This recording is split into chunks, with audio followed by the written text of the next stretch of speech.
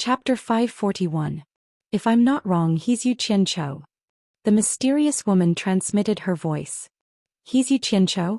How can he have such a high cultivation? However, his ruthless style of doing things is similar to that fella in the legends. The one-armed old man said in disbelief. Yu Qianchou has been the person that the loose cultivators talked about the most during this period of time. To think that he dared to come here under such circumstances. He's quite bold. What's real and what's fake? I wonder which one is the real one, the mysterious woman muttered. Miss, what did you say? The one-armed elder asked in surprise. He didn't understand what she meant. She had just said that this person was Yu Qianchou.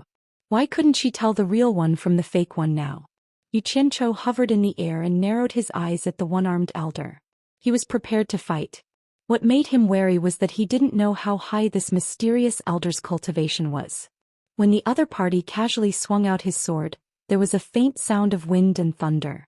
This was something he had never seen before, even when fighting against cultivators at the late tribulation stage. Could this old fellow be at the soul formation stage? Yu Qianchou was slightly alarmed. He secretly locked onto Utopia with his divine sense. If he couldn't do it, he would leave. What surprised him was that after the one-armed elder attacked, he only looked at him deeply before turning and retreating to the side. As for the mysterious veiled woman, she leisurely rose into the air like Chang-Yi flying to the moon. When she rose into the air, the veil on her head tilted slightly. Yu Qianchou could clearly sense that the woman was looking at him. Following that, a green figure disappeared into the night sky. What was this woman's background? And what was the relationship between the one-armed elder and them? Yu Qianchou couldn't figure it out. In the pavilion, the one-armed elder was drinking alone under the incandescent lamp. He was holding the wine jar that Yu Qianchou had given him. It was as if nothing had happened. Damn it! If I had known earlier, I would have poisoned the wine and let you drink slowly. Yu Qianchou gnashed his teeth in hatred. He thought to himself, old man, don't be so smug. This wine isn't that tasty. Floating in the air, he transmitted his voice to Fu Chun and Qin Jiaxing. Go back. His figure immediately shot into the ghost manor. Fu Chun and Qin Jiaxing glanced at each other.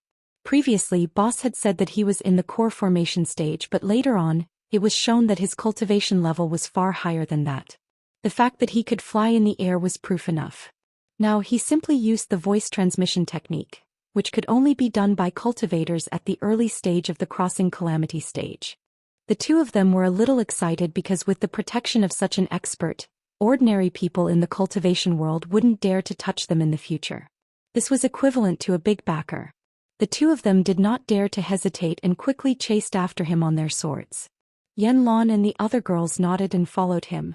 The rogue cultivators in the surroundings looked at each other.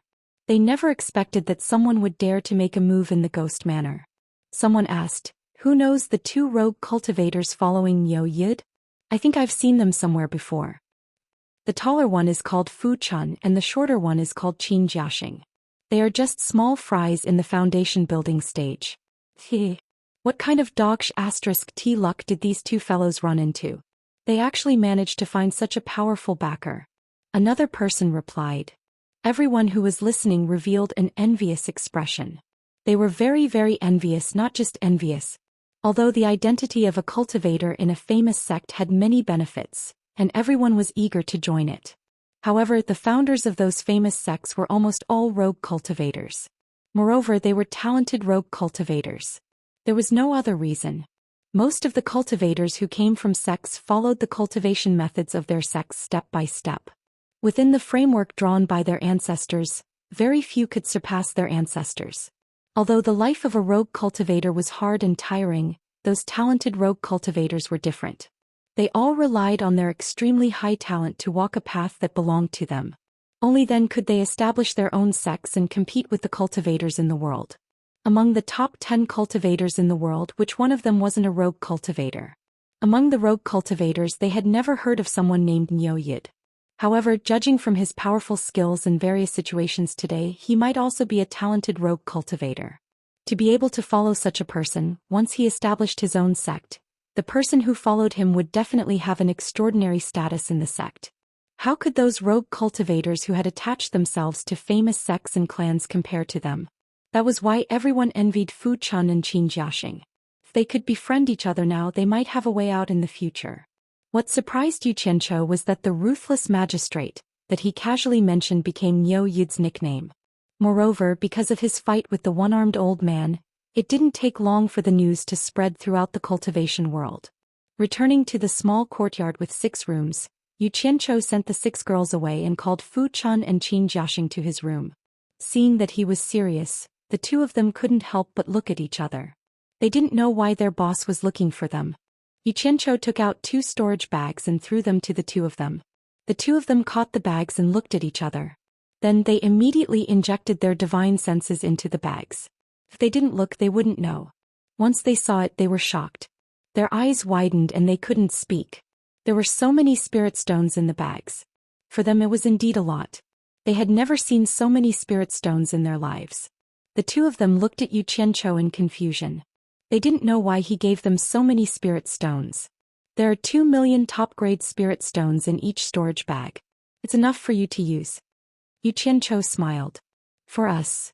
The 2 of them asked almost at the same time. Don't worry. Yu Qianqiu took out 2 purple true restriction-breaking pills and threw them to the 2 of them. It's your luck that you met me. Today I'll help you break through to the early stage of tribulation passing. The 2 of them were dumbfounded. They thought they had heard wrong. Cultivation was about progressing step by step. The 2 of them were only in the middle stage of foundation establishment. How could they break through to the early stage of tribulation passing? Don't doubt me. Yu Qianqiu pointed at the purple spirit pills in their hands and said, the spirit pills in your hands are called restriction-breaking pills. They were made according to a recipe passed down from ancient times. Because the spirit herbs needed to make them are extremely difficult to gather, they have never appeared in the cultivation world. That's why very few people know about them. Although the 2 of them didn't have high cultivation levels when they saw the halo on the spirit pills, they were a bit confused. Just by looking at the quality of the spirit pills, it was obvious that they were made by a top-notch alchemist. A normal alchemist would have a hard time making spirit pills with a halo.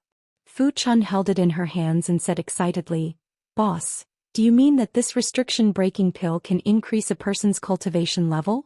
Qin Jiaxing smelled the fragrance of the spirit pills obsessively. Take the spirit pills, catalyze the medicinal properties, and then absorb the spiritual energy inside the spirit stones. When the time comes, you will know if I'm telling the truth. Yu Qianqiu raised his hand and said, Give it a try. Yes. The 2 of them nodded. They were so excited that they didn't know what to say. Without hesitation, they stuffed the spirit pills into their mouths and sat down cross-legged to regulate their breathing. The 2 of them didn't have the slightest doubt because they felt that their boss had no reason to harm them. Moreover, with their status, neither of them was worth 2 million high-grade spirit stones. Spending 4 million high-grade spirit stones to harm insignificant people like them would be more likely to be crazy. With their boss's cultivation level, it would be easy for him to kill them. There was no need to go through so much trouble. Not long after, the 2 of them started to turn red. Hot air came out of their mouths and noses. They couldn't help but tremble. They looked like they were in pain. Yu Qianqiu said in a low voice, Hurry up and absorb the spirit stones. The 2 of them trembled and quickly took out the spirit stones from their storage pouches to absorb the spirit stones. One after another. Not long after, the painful expression on their faces became comfortable. At the same time, there was a hint of surprise as if they enjoyed this feeling. 2 hours later, the 2 of them opened their eyes one after another. They looked at each other and jumped up. Qin Jiaxing stammered, I broke through to the late stage of foundation establishment. Fu Chun was also excited, Me too. Calm down, what will make you excited is yet to come. Yu Qianqiu sat on a chair and said disapprovingly. He placed 2 piles of spirit pills on the side table. In each pile were 7 purple limit-breaking pills and 3 colorful spirit pills with the halo of a rainbow-colored pill. The latter was the 7 treasures pill made from the rainbow-colored Lingji. It was the best spirit pill for breaking through bottlenecks. From foundation establishment to core formation, nascent soul, and tribulation passing stage, there are 3 bottlenecks. These 3 rainbow-colored spirit pills are rare spirit pills for breaking through bottlenecks. You can take one for each bottleneck. Yu Qianqiu smiled and knocked on the table. Each of you take 1 pile. It should help you break through to the early stage of tribulation passing stage. Damn it. I have spirit stones and spirit pills, don't let me down. The two of them were so excited that they didn't know what to say. Happiness came too suddenly. They never thought such a good thing could happen. They thought they were dreaming. Fu Chun took a deep breath and bowed. Fu Chun will obey your orders from now on. Then she calmly took the 10 spirit pills that belonged to her. Qin Jiaxing stared blankly for a moment before he quickly bowed and saluted. Qin Jiaxing will definitely listen to boss's instructions from now on. Then he quickly took the pills on the tea table. Yu Qianchou smiled and didn't say anything. He raised his hand and gestured for them to continue. The two of them looked at each other and stood side by side. They bowed to him again and continued to take the spirit pills to absorb the spirit qi. After the two of them closed their eyes, Yu Qianchou's face became expressionless, and his fingers tapped on the surface of the coffee table. The purple restriction-breaking pill that the two of them had consumed was the same as the one that most of the members of Utopia had consumed. It could rapidly raise one's cultivation to the early stage of tribulation passing. The only flaw of this pill was that although it could help speed up cultivation, the person who took this pill would only be able to reach the late stage of tribulation passing stage. There was almost no hope of breaking through to the soul formation stage. The white restriction-breaking pill could avoid this flaw, but there was another flaw. Every time they took one, they would be stiff and unable to move for a month. If the two of them took the white restriction-breaking pill, they would need at least 8 months to break through to the early stage of tribulation passing stage. What he lacked the most right now was time. It was urgent. Chapter 542. Jumping out of the Chinese cultivation world was a hasty decision. At first he was worried that he had made the wrong move. But now he could confidently tell himself that this trip was worth it. He learned many things he didn't know. It also gave him a very serious sense of crisis. Looking at the problem from this perspective, he had a lot of feelings about the overall situation of the cultivation world. Previously, when he made a ruckus in the closed Chinese cultivation world, he was indeed a frog at the bottom of a well. The outside world was very vast and spectacular.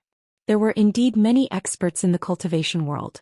There were many things that the Chinese cultivation world couldn't come into contact with. Combining the situation of the Chinese cultivation world and the countries here, he could now say with certainty that the Chinese cultivation world was definitely not a match for the combined forces of the various countries.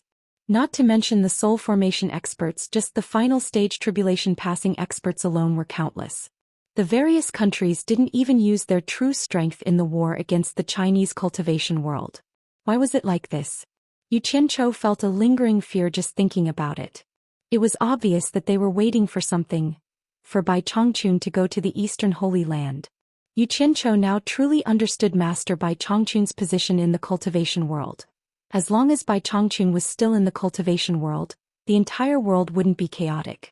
Perhaps Bai Chongqun only needed a glance to scare all the experts in the world into trembling with fear. No one would dare to move. Yin Baikong's cultivation was high, right? The World Commerce Association's power was great, right? He still kept a low profile, afraid of angering a certain someone. Even if he didn't say anything and just watched coldly from the demon ghost region. Whether it was this late-stage soul formation expert or that late-stage soul formation expert, who would dare to use the full strength of their country to attack the Chinese cultivation world? No one dared to step forward. That #1 expert in the world definitely didn't blink when he killed people. His iron-blooded methods had already deterred the entire world. Who could make all the soul formation experts in the world obediently gather together with just one word? Thinking about it, it could only be Bai Chongqun. Yu Qianchou even suspected that the so-called East Sea War was just his master deliberately trying to scare those so-called experts. Because the rumors of the star bead appeared too suddenly, the experts from various countries were all restless. At that time, Bai Chongqun went on a killing spree and killed more than 10 deity transformation stage experts in a row. Immediately, everyone was so frightened that they didn't dare to act blindly without thinking, and all of them became well-behaved. Just to prevent soul formation experts from interfering in the war? If it was before he came to the various countries, Yu Qianchou might have believed this saying. But now he didn't believe it. Did Bai Chongqun not know the strength of each country? Even if the soul formation experts didn't intervene, the Chinese cultivation world wouldn't be a match for the combined forces of the various countries. Wouldn't the Battle of the East Sea be unnecessary? Bai Chongqun shouldn't be such a boring person, right? Why didn't the other countries attack the Chinese cultivation world? They only sent people to test the waters. Clearly, Bai Chongqun's threat in the East Sea was effective. Although he said that the other soul formation cultivators wouldn't intervene, he wouldn't intervene either. However, he had shown that he wanted to protect the Chinese cultivation world. Who would dare to bite the bullet and come? Wouldn't that be courting death? Xianxia now had a bold guess. The rumor about the star orb came so suddenly that Bai Chongqun didn't seem to expect it. But he suddenly gathered all the soul formation experts in the world to threaten them, but he didn't invite the second strongest expert in the world, Wen Lanfeng. When he was about to leave the monster ghost region and there was no successor for the torture envoy, he left Wen Lanfeng behind. Could it be that the old man decided to let Wen Lanfeng inherit the position of the torture envoy of the monster ghost region? Thinking back to the last time at the Baiwan embassy in Daong City, Nongzhu had told Wen Rui why Bai Chongqun didn't invite Wen Lanfeng to the East Sea. However, Nongzhu hesitated and didn't explain it. It seemed that there was some hidden reason. Judging from this, the possibility was very high. In the cultivation world, apart from Bai Chongqun, it seemed that only Wen Lanfeng could intimidate the heroes of the world. However, his sudden appearance seemed to have changed Bai Chongqun's mind. He who had never accepted disciples accepted him as his disciple. Furthermore, he had already hinted that he would be the next torture enforcer. Did Bai Chongqun think that his achievements in the future would be higher than Wen Lanfeng's? Even Yu Qianqiu didn't believe this reason. He was an expert at the late soul formation stage. He thought about it until his scalp went numb. He couldn't figure out what the old man wanted, so he simply stopped thinking about it. Maybe he was worrying too much. Master didn't have so many plans at all. Otherwise, he would have killed all the soul formation experts. But he was very sure of one thing. Master was determined to go to the Holy East Land. Once he left the cultivation world, all the countries would definitely join forces to attack the cultivation world of Wuxia. Not only the cultivation world but the secular world would also experience a great calamity. A war to divide the interests of Wuxia was inevitable. At that time the world would be in chaos. After understanding the general situation, Yu Qianqiu calculated that it would not be long before his master left for the Eastern Holy Land. He immediately felt that he was pressed for time. There was only 1 or 2 years left, which was nothing for the long life of a cultivator. But for him it was really urgent. In 1 or 2 years, once the cultivation world of Wuxia was defeated. If he didn't have enough strength to operate in the cultivation world and support Shi Wenguang's army would be the first to bear the brunt. Although the cultivation world wouldn't directly intervene, if the armies of hundreds of countries joined forces, no matter how good Shi Wenguang was at fighting, it would be hard for him to deal with them. His years of hard work would go down the drain. Yu Qianqiu sat on the chair and smiled bitterly. To be honest, before leaving the cultivation world of Wuxia, he didn't care much about who won or lost. But now, for the sake of his own interests, he couldn't let the cultivation world of Wuxia defeat them. He had to help them even if he didn't want to. Regardless of what his master was thinking, he had to prepare for a rainy day and make preparations just in case. In the next 1 or 2 years he had to weaken the strength of the countries as much as possible. Thinking of this, he took out a red spirit pill and played with it in his hand. When he first refined this pseudo-limit-breaking pill, it was prepared for the Daoist sect. But now it seemed that the Daoist sect was a force that couldn't be ignored in the cultivation world of Wuxia, so there was no hurry to deal with them. This pseudo-limit-breaking pill might have to be used on someone else. As he pondered, he sat on the chair until the next day, when Fu Chan and Qin Jiaxing forcefully increased their cultivation to the early stage of the tribulation passing stage. The two of them stood up excitedly. Roar. They couldn't help but let out 2 clear roars, causing the room to buzz. Under the grapevines outside, the 6 women were wondering why the 3 men were hiding in the room for an entire day. Could it be that they were gay? When they suddenly heard the 2 clear roars, their expressions changed. From the deafening roars, they could tell that the cultivation of the 2 people who made the sounds was much higher than theirs. When did other people enter the room? In the ghost manner, many wandering cultivators looked over. Yu Qianqiu leaned back on the chair and looked at the 2 of them with half-opened eyes. He smiled slightly. It was understandable how the 2 of them felt. Anyone who spent a day to break through from the foundation establishment stage to the tribulation passing stage would be overjoyed. They had seen many similar things in Utopia. Of course it was a good thing, but what the 2 of them didn't know was that they basically had no chance of breaking through to the soul formation stage in this lifetime. He didn't know if the 2 of them would have other thoughts after they found out. Therefore Yu Qianqiu didn't tell the two of them about the drawbacks of the purple limit-breaking pill.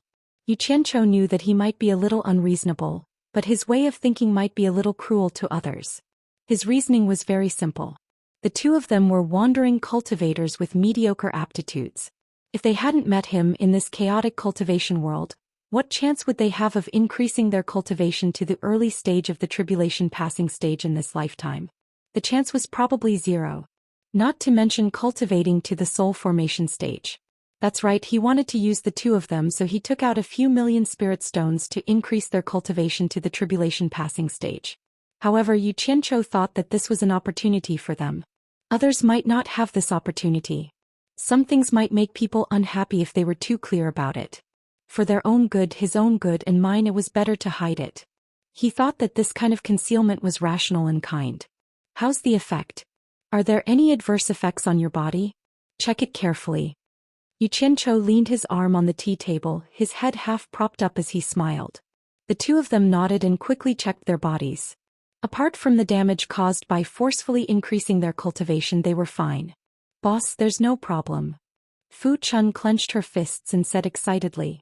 Never in his wildest dreams would he have imagined that such a day would come. Boss, there's no problem with me either. Qin Jiaxing kept rubbing his face with his palms. He was indescribably excited. Yu Qianqiu nodded and smiled as he looked at the two of them checking their cultivation. After a while, the two of them calmed down a little. Fu Chun brought the storage bag over respectfully and said, Boss, there's still about 800,000 high-grade spirit stones. Qin Jiaxing didn't dare to keep it to himself and brought it over respectfully. Yu Qianqiu sat up straight and waved his hand with a smile. I'm an early-stage tribulation-passing cultivator now. I'm no longer a poor itinerant cultivator. How can I not have some money? Keep it for yourself. The two of them were a little embarrassed. Qin Jiaxing scratched his head and giggled. This was happiness. In the past they were just poor itinerant cultivators. I still stand by my words. As long as you follow me sincerely, I guarantee that you'll have a good life. Yu Qianqiu stood up and patted their shoulders. Help me do things well. Good days are yet to come. The two of them didn't know what to say. They just kept nodding and giggling. After I made my move last night, I'm sure many itinerant cultivators will come to fawn over you. Yu Qianqiu walked around the two of them and said, if they find out that you're early-stage tribulation-passing cultivators, they'll be even more envious. You can tell everyone about the limit-breaking pill. Chapter 543. Both of them were shocked. Although their previous cultivation levels were low, they were still clear about one thing. If such a treasure was made public, it would probably cause great trouble. Boss, you have to think twice. Fu Chun cupped her hands and advised earnestly, this limit-breaking pill is really too magical. Once outsiders know about it, I'm afraid all the cultivators in the world will flock to snatch it. Just like that Yu Qianqiu, because of these two treasured sabers, ended up being chased and robbed by cultivators from various countries. That's right, that's right. Qin Jiaxing nodded repeatedly and said very sincerely, Boss, this kind of thing really can't be leaked. Such a precious treasure will really bring about a fatal disaster. I'm not afraid of the itch when I'm covered with lice. Yu Qianqiu smiled self-deprecatingly and waved his hand at the two who didn't understand, saying, just do as I say, nothing will happen. The two looked at each other and showed expressions of listening attentively. After all, they had just said that they would obey his orders. If they were to be long-winded, they would be suspected of being disobedient. Moreover, the two of them were now quite convinced of this boss.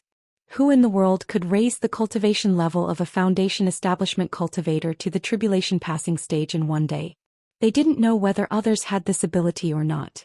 In any case, they had never heard of it. Such a miraculous method, coupled with his powerful skills and mysterious origin, made the two of them fear and respect him. Yu Qianqiu was very satisfied with their performance and said slowly, if someone asks you about the improvement of your cultivation level, it's okay for you to disclose the limit-breaking pill. Just say that I'm going to make a lot of it, and on the day of the treasure basin gathering, I will sell it to the cultivators in the world. Of course, some things can't be said completely. What could be said and what could not be said he carefully explained to the two of them. After figuring it out, the two of them looked at each other. They didn't know what the boss was going to do, but it wasn't good for them to ask, so they promised to do as he said. At this moment, the room suddenly darkened, and there was a faint sound of thunder in the sky outside. Yu Qianqiu's expression changed slightly. He glanced at the two of them and quickly opened the door and walked out. Yan Lan and the other girls were looking around the courtyard. When they saw Yu Qianqiu coming out, they all bowed and greeted him, Mr. Yu Qianqiu waved his hand at them and looked up into the sky. Dark clouds were rolling overhead and there were lightning bolts intertwining in the sky. Lightning snakes flickered in and out of the dark clouds. This was especially true for the area above their heads, where the clouds were as black as ink and lightning snakes were flashing. The 6 girls looked at each other. They had seen this phenomenon many times in the Misty Rain Tower. Yan Lan said in surprise, "It's a tribulation cloud. Could it be that someone is going through a tribulation in this ghost manor?" When Qin Jiaxing and Fu Chun heard this, their expressions changed. Of course, they knew who was going to undergo the tribulation. The former asked fearfully, "Boss, what should we do?" The two of them had never experienced such a scene before, so they were more or less afraid. They couldn't help but ask their boss for help. It's not a big deal to go through the tribulation in the early stage. Yu Qianqiu had seen many people go through the tribulation in Utopia, so he was already used to it. There was indeed nothing to be afraid of in the early stage. Even if he was going through the tribulation himself, although he was struck by lightning and fainted, he could just sleep in a daze and muddle through it. It was nothing. "Let's go into the mountain. It's big enough there." Yu Qianqiu flew towards the back of the mountain. The two of them didn't dare to hesitate and quickly followed him. Seeing that Qin Jiaxing and Fu Chun could actually fly in the air, coupled with what the 3 of them said just now, the 6 girls were so shocked that their jaws dropped. After a while, Xianxia stammered, Could it be that Fu Chun and Qin Jiaxing are going through the tribulation? How is this possible?" It wasn't just the 6 of them. Many people in the ghost manor were also looking at the sky and wondering who was going through the tribulation. When they suddenly saw Qin Jiaxing and Fu Chun flying in the air, they all rubbed their eyes, thinking that they were seeing things. After asking the people around them, they realized that it was very likely to be true. How was this possible? Many people flew into the air, wanting to follow them to see what was going on. In the next few days, Fu Chun and Qin Jiaxing, whose cultivations had risen to the early stage of tribulation passing, had a comfortable life. The two of them arrogantly scurried around the ghost manor, accepting the flattery of the loose cultivators. Although they were going around to complete the task given by their boss, the feeling of being flattered by everyone made the two of them feel a little complacent. They didn't know who they were anymore. Yu Qianqiu really couldn't stand it anymore. Their morals. Naturally, he had to pour some cold water on them to wake them up. He seriously warned the two of them. The two of them had only reached the early stage of tribulation passing, and their real strength was still far from the early stage of tribulation passing. If any powerful early stage nascent soul cultivator couldn't stand the sight of you, they would definitely kill you. Don't be too arrogant. Yu Qianqiu's words weren't alarmist words.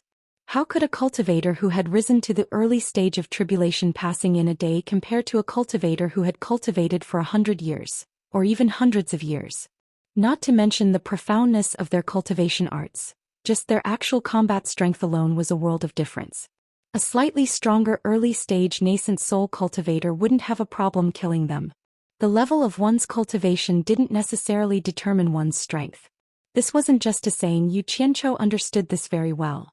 Precisely because he understood this, the members in Utopia who had forcefully raised their cultivation were forced to continuously train with all their might. This was so that when they faced actual combat, they would be able to minimize the number of casualties to the greatest extent. After being reprimanded, the two of them knew that their boss wasn't lying. After their minds became clearer, they restrained themselves a lot. In these few days, the ruthless magistrate Niu Yid would also walk around the ghost manor every day. At the same time, the cultivation world's butcher Yu Qianqiu would often appear around the fog forest. The secret of entering and leaving the fog forest. As a result, many cultivators were attracted over. However, a butcher was a butcher, and those who were unlucky enough to encounter him rarely managed to escape alive. When a large number of people rushed over, everyone could only watch as he escaped into the fog forest. There was nothing they could do about him. Once everyone relaxed, this fellow became energetic again. Without anyone noticing, he would sneak out to commit crimes. He killed a few people here and there, causing those who suffered losses to want to pull out his tendons and skin him alive. However, this fellow was even more slippery than a loach, and it was very difficult to catch him. At the most, more than 50 late-stage tribulation transcendence experts trapped him in a valley. However, in the end no one could figure out what was going on. Everyone searched everywhere, but they still couldn't find him. In the end he still managed to slip away. Then he turned around and appeared somewhere else. He charged into a group of nascent soul cultivators and slaughtered them, killing nearly 100 people in one go. When more than 50 late-stage tribulation transcendence experts rushed over to help, that fellow ran away again. The cultivators of the various countries were filled with hatred. They looked at the heavens speechlessly. They gritted their teeth so hard that they were about to shatter, and they almost burst into tears. So many experts couldn't catch an early-stage tribulation transcendence expert. Furthermore, he often appeared right under their noses. This group of people had lost all their face. Xianxia's strategy was very effective in dealing with this group of people. To sum it up, the enemy was tired, I would disturb. The enemy was strong, I would retreat. The enemy chased, I would run. If anyone was careless, I would be ruthless. Just when Xianxia was causing quite a stir among the various countries, a ruthless judge, Niu Yid, suddenly appeared in the Jinshan country's ghost village. This person's appearance more or less stole the limelight from the butcher Xianxia. The experts of various countries temporarily stopped dealing with Xianxia and focused their attention here. Ordinary cultivators in the cultivation world didn't know who the one-armed old man of the ghost village was, but the higher-ups of the various countries knew. This Niu Yid was actually able to shatter the one-armed old man's flying sword with one palm strike. Furthermore, he had shattered it into powder. It was truly unbelievable. When did such an expert appear in the cultivation world? What shocked them the most was that this Niu Yid was actually able to forcibly raise the cultivation of 2 foundation establishment stage loose cultivators to the early stage of tribulation passing within a day. Many people had seen it with their own eyes. This was simply too inconceivable. Limit-breaking pill. Limit-breaking pill. Limit-breaking pill. What a distant word. It was so distant that people had almost forgotten about it. Legend had it that during the chaotic battles of ancient times, a capable person with special abilities had refined a very overbearing spirit pill in order to gain the upper hand in the battle. It could forcibly raise the cultivation of the cultivators under him to the tribulation passing stage in a short period of time. This was only a legend. As for what exactly was going on, no one knew. They had only vaguely heard that this spirit pill was called the limit-breaking pill. Niu Yid could actually refine the limit-breaking pill. It was said that he could also refine it in large quantities and was even preparing to sell it at the cornucopia gathering in the future. This news was even more shocking than him shattering the one-armed old man's flying sword. Just think about it, which of the various countries' soul formation experts didn't have 1,000 or 800 cultivators under their command? Those with great powers even had tens of thousands of cultivators under their command. There were even some that had close to 100,000 cultivators under their command. For example, Yin Baikong's World Chamber of Commerce. The World Chamber of Commerce had more than 100,000 disciples. Although it was a mix of good and bad, and most of them had low cultivation.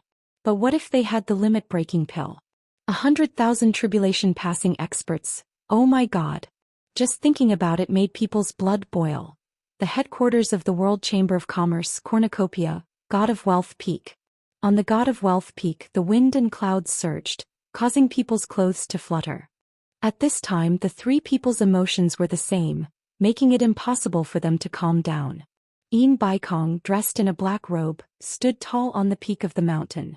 No matter how strong the wind caused his robe to flutter, he didn't move an inch. His eyes were like an eagle's as he stared in the direction of the Golden Mountain country. However, under his slightly shriveled cheeks, one could clearly see his muscles twitching non-stop. It was obvious that his heart wasn't as calm as it looked. Sikongju and Jing Yuankong silently stood behind their master. Limit-breaking pill. Sikongju's eyes flickered. As Yin Baikong's head disciple, he had followed his master for the longest time. At the same time, he was also his master's most trusted disciple. Some things were secrets between master and disciple. Sikong, is the news reliable? Yin Baikong asked without turning his head. Sikongju respectfully replied, "We have planted our spies in the ghost manor. They saw it with their own eyes, so it shouldn't be wrong." Yin Baikong slightly nodded his head with his back facing the two. His voice was still calm as he said, "Sikong, let's put the other matters aside for now. Pick enough capable people and personally go to the Golden Mountain country. Chapter 544. Yes. Zhou answered decisively. He understood that if the limit-breaking pill was really that miraculous, it was too important to world commerce. Yin Baikong gradually turned around. He first glanced at Jing Yuankong, then at Zhou and said, "The limit-breaking pill is extremely important. Logically speaking, I should personally make a trip, but I have to give face to the one-armed geezer, so it's not convenient for me to interfere. Not to mention Wen Lanfeng."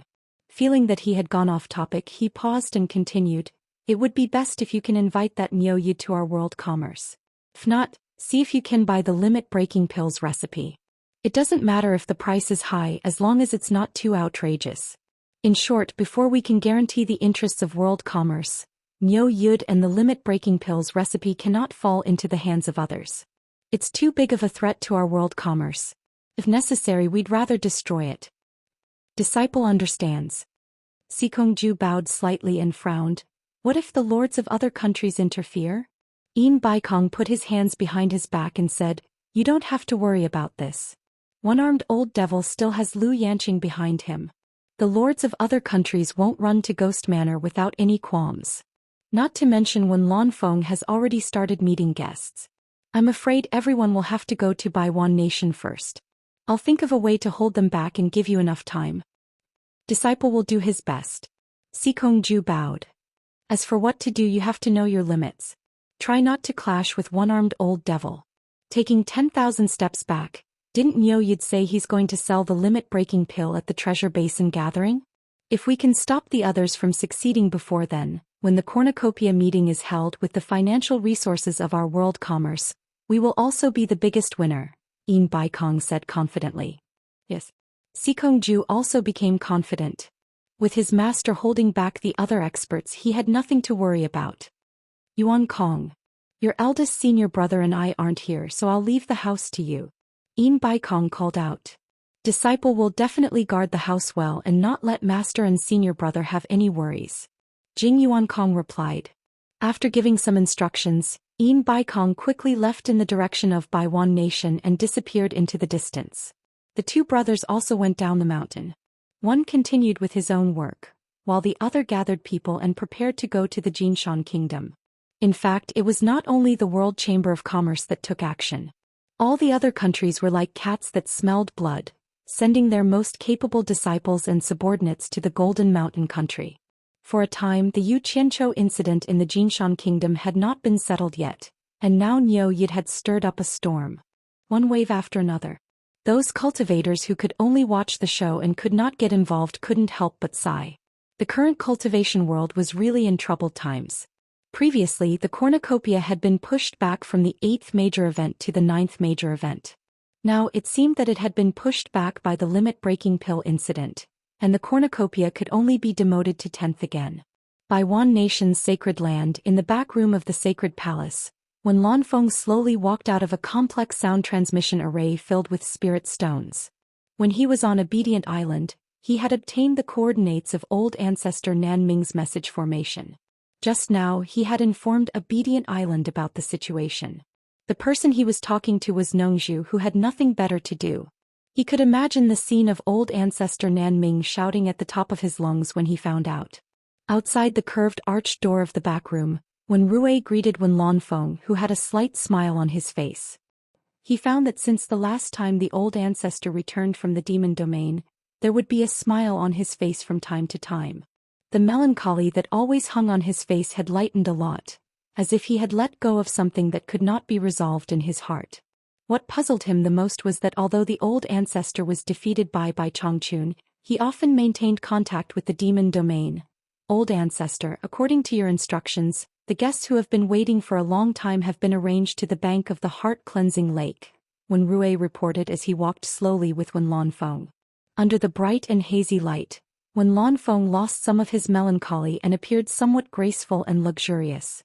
As he walked along the white jade corridor, he asked, "How many people have come?" "Nearly 100 soul formation experts from various countries have come and more are coming," Wen Rui replied. "Oh, only nearly 100? When Lanfeng asked faintly, "Has the news that I want to meet the guests spread?" When Rui smiled and said, "The news has been released. Old ancestor, do you plan to meet them today?" When Lan Feng said disapprovingly, "Wait for another day. Wait for more people. I don't have time to accompany them all day long." Ah, this. When Rui smiled bitterly, "Old ancestor, this is not good. Some of the people who came early have been waiting for more than 10 days. Some people are already cursing us, saying that they have never seen us treat guests like this. Some people even said that if you don't show up they will go back." Humph. When Lan Feng stopped, turned around and said indifferently, "Go tell them that although my place is not as good as the demon domain's obedient island, it is not a place where anyone can come and go as they please. If they have the guts they can try. When the time comes I will personally visit them." The majesty of the world's second expert was revealed in an instant. Then he snorted as he walked, "Looks like I have to learn from Bai Chongqun. Sometimes being too polite to others is not necessarily a good thing. Obedient Island is still peaceful and free. Who would dare to disturb it?" When Rui's expression twitched. Although it was a good thing that the old ancestor's fighting spirit had reappeared, he would offend many people if he told them the exact words. After all, Baiwan Nation was not as aloof as the demon domain. Everyone had frequent dealings with each other. "Is there any news from the Misty Forest?" When Lan Feng asked again. When Rui quickly caught up and replied, "Everyone's attention is now on the Ghost Manor. Over at the Misty Forest, Yu Qianqiu appeared a few times, but seeing that no one was paying attention to him, he hid in the Misty Forest and didn't appear again." Heh. What is this guy trying to do? When Lan Feng shook his head and smiled. When the news that there was a treasure left by the demon monarch of 10,000 swords in the Misty Forest, he was also tempted. Baiwan Nation was also gathering people to prepare for the treasure. But when he heard the news that it was Yu Qianqiu who leaked it, he immediately stopped the operation. Combined with Nongzhu's evaluation of Yu Qianqiu, he instinctively felt that there was something fishy about it. So he got in touch with Nongzhu on Obedient Island. When Nongzhu heard about it, she said suspiciously, "Based on that kid's character, even a piece of trash is divided into several storage bags. How could he easily tell others about such a precious treasure?" When Lan Feng, "Are you sure about this news?" "Wait, even if it's true, don't make a fuss. Maybe it's that kid's up to something again. By the way, don't worry about him for now. Let's keep in touch and see what he's up to." Was there such a thing? When Lan Feng was speechless. In the following days he jumped out of the scene and observed the changes from the perspective of an outsider. Sure enough, he found that none of the forces involved in this matter got any benefits. It seemed that they all suffered some losses. He kind of believed that it was Yu Qianqiu who was playing tricks on them. There are no soul formation experts in the Mist Forest who are involved, right? This was what Wen Lanfeng was worried about. He was worried that Yu Qianqiu would suffer losses and it would be hard to explain to that person on Obedient Island. When Rui knew that the ancestor had been watching Yu Qianqiu silently, even though he didn't hear it clearly from the ancestor during this period of time, he was quite protective of Yu Qianqiu. He smiled and said, "There were soul formation experts who rushed to the Mist Forest before, but they were startled by that hero.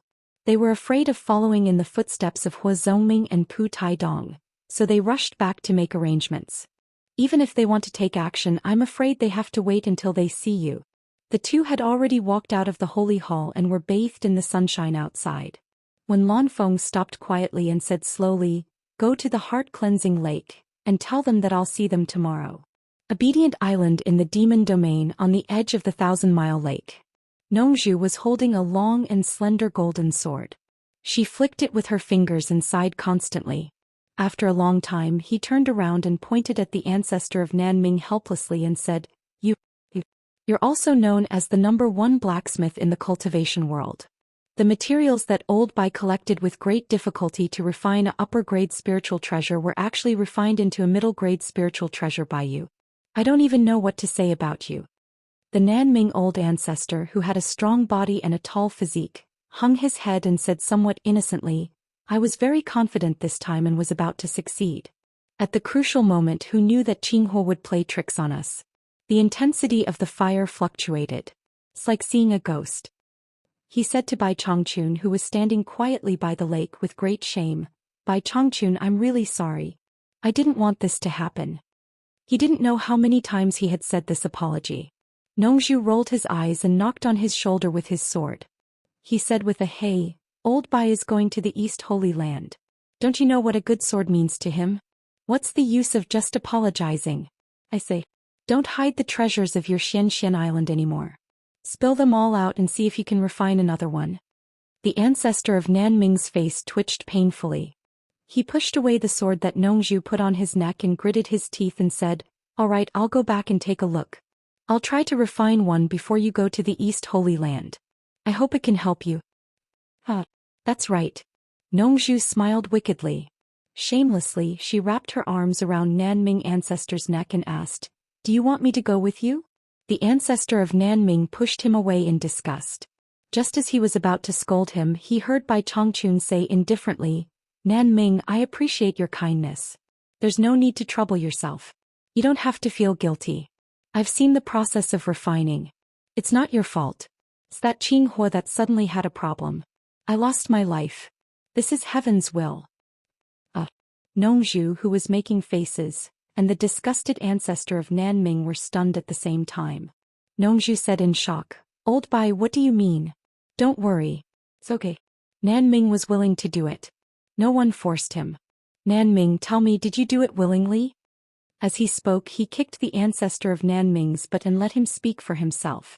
Chapter 545. Ancestor Nan Ming glared at him with extreme disgust. This guy's habit of getting physical was really annoying. Unfortunately, he had made a mistake, so he didn't want to argue with him. He turned around and said, Bai Chongqun, try again. Bai Chongqun turned around and said indifferently, thank you for your kindness, but there's really no need. I can't break your rules. Otherwise, when I go to the East Holy Land, you'll be in endless trouble. Of course not. Nongzhu jumped between the two and patted her chest. If we don't say it, who will know that Nan Ming broke the rules? Nongzhu, don't say any more. Rules are rules. If I break them once, there will be a second time. The rules of Xianxia Island can't be broken on my head. I can't afford to owe you this favor, Bai Chongqun said. What kind of stupid rules are those? Nongzhu shouted at ancestor Nan Ming unreasonably. Nan Ming was speechless. He understood that Nongzhu was anxious about Bai Chongqun's matter, so she spoke without thinking. Nongzhu, don't make things difficult for him, Bai Chongqun frowned. Nongzhu stared at ancestor Nan Ming angrily.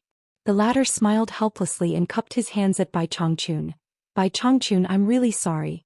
I'll take my leave first. He felt ashamed to stay any longer. Bai Chongqun smiled faintly. He knew that ancestor Nan Ming would feel uncomfortable if he stayed. He raised his hand and thanked, sorry for the trouble, I won't see you out. I wouldn't dare. Nan Ming shook his head in shame. Then he let out a clear whistle. After a while, his red dragon flapped its wings and flew over from afar. An illusory figure landed on the wyvern's back. Nan Ming, who was riding on the wyvern, was about to leave. Suddenly, he raised his hand and slapped his forehead as if he had thought of something. Bai Chongqun, the cornucopia is about to be held. Maybe you can buy the materials you need.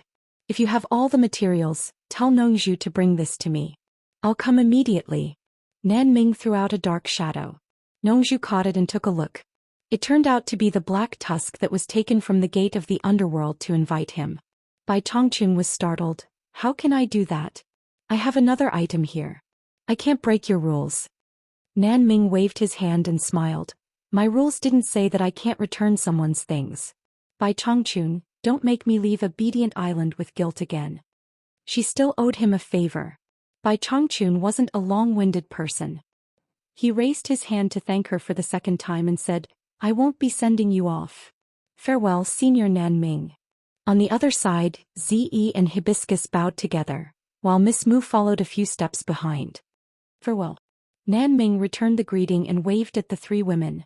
The wyvern under his feet let out a dragon roar, then flapped its wings and quickly flew away, turning into a black dot and disappearing. Nongzhu weighed the thing in his hand and said with satisfaction, this old man knows his place. He tossed it into his storage pouch and shook the golden sword in his hand. Since you have no use for this, why don't you leave it with me for now? I'll keep it safe for you. As soon as he finished speaking, a strong force pulled the sword away from his hand. The sword was floating in front of Bai Chongqun, and Bai Chongqun was using 2 fingers to draw something on the sword. Nongzhu saw the word hibiscus engraved on the sword. Bai Chongqun waved his sleeve and the golden sword flew out with a whoosh. It floated straight in front of Hibiscus, who was about to turn around, emitting a faint golden light. The three women looked at each other, then at the two seniors by the lake, not knowing what they meant. Ze suddenly exclaimed, "There are words on it. Hibiscus, Hibiscus, your name is written on it." Ze immediately realized that it was a spiritual treasure given to Hibiscus by Senior Bai. She licked her lips with her bright red tongue and pushed Hibiscus with a face full of envy. "Hurry up and thank Senior Bai. There are words personally engraved by Senior Bai on it. It's a gift for you." Miss Mu was also full of envy. A spiritual treasure with words personally engraved by Lord Torture Envoy. Is it a gift for me? Hibiscus was at a loss of what to do. She looked at Bai Chongqun weakly, only to see Bai Chongqun slightly nodding at her. "Thank you, master." Hibiscus hurriedly knelt down and kowtowed. After staying here for a while, she had already followed Yu Qianqiu and called Bai Chongqun master, under Nongzhu's instruction and Bai Chongqun's tacit consent. Hibiscus was a little confused and didn't know what it meant.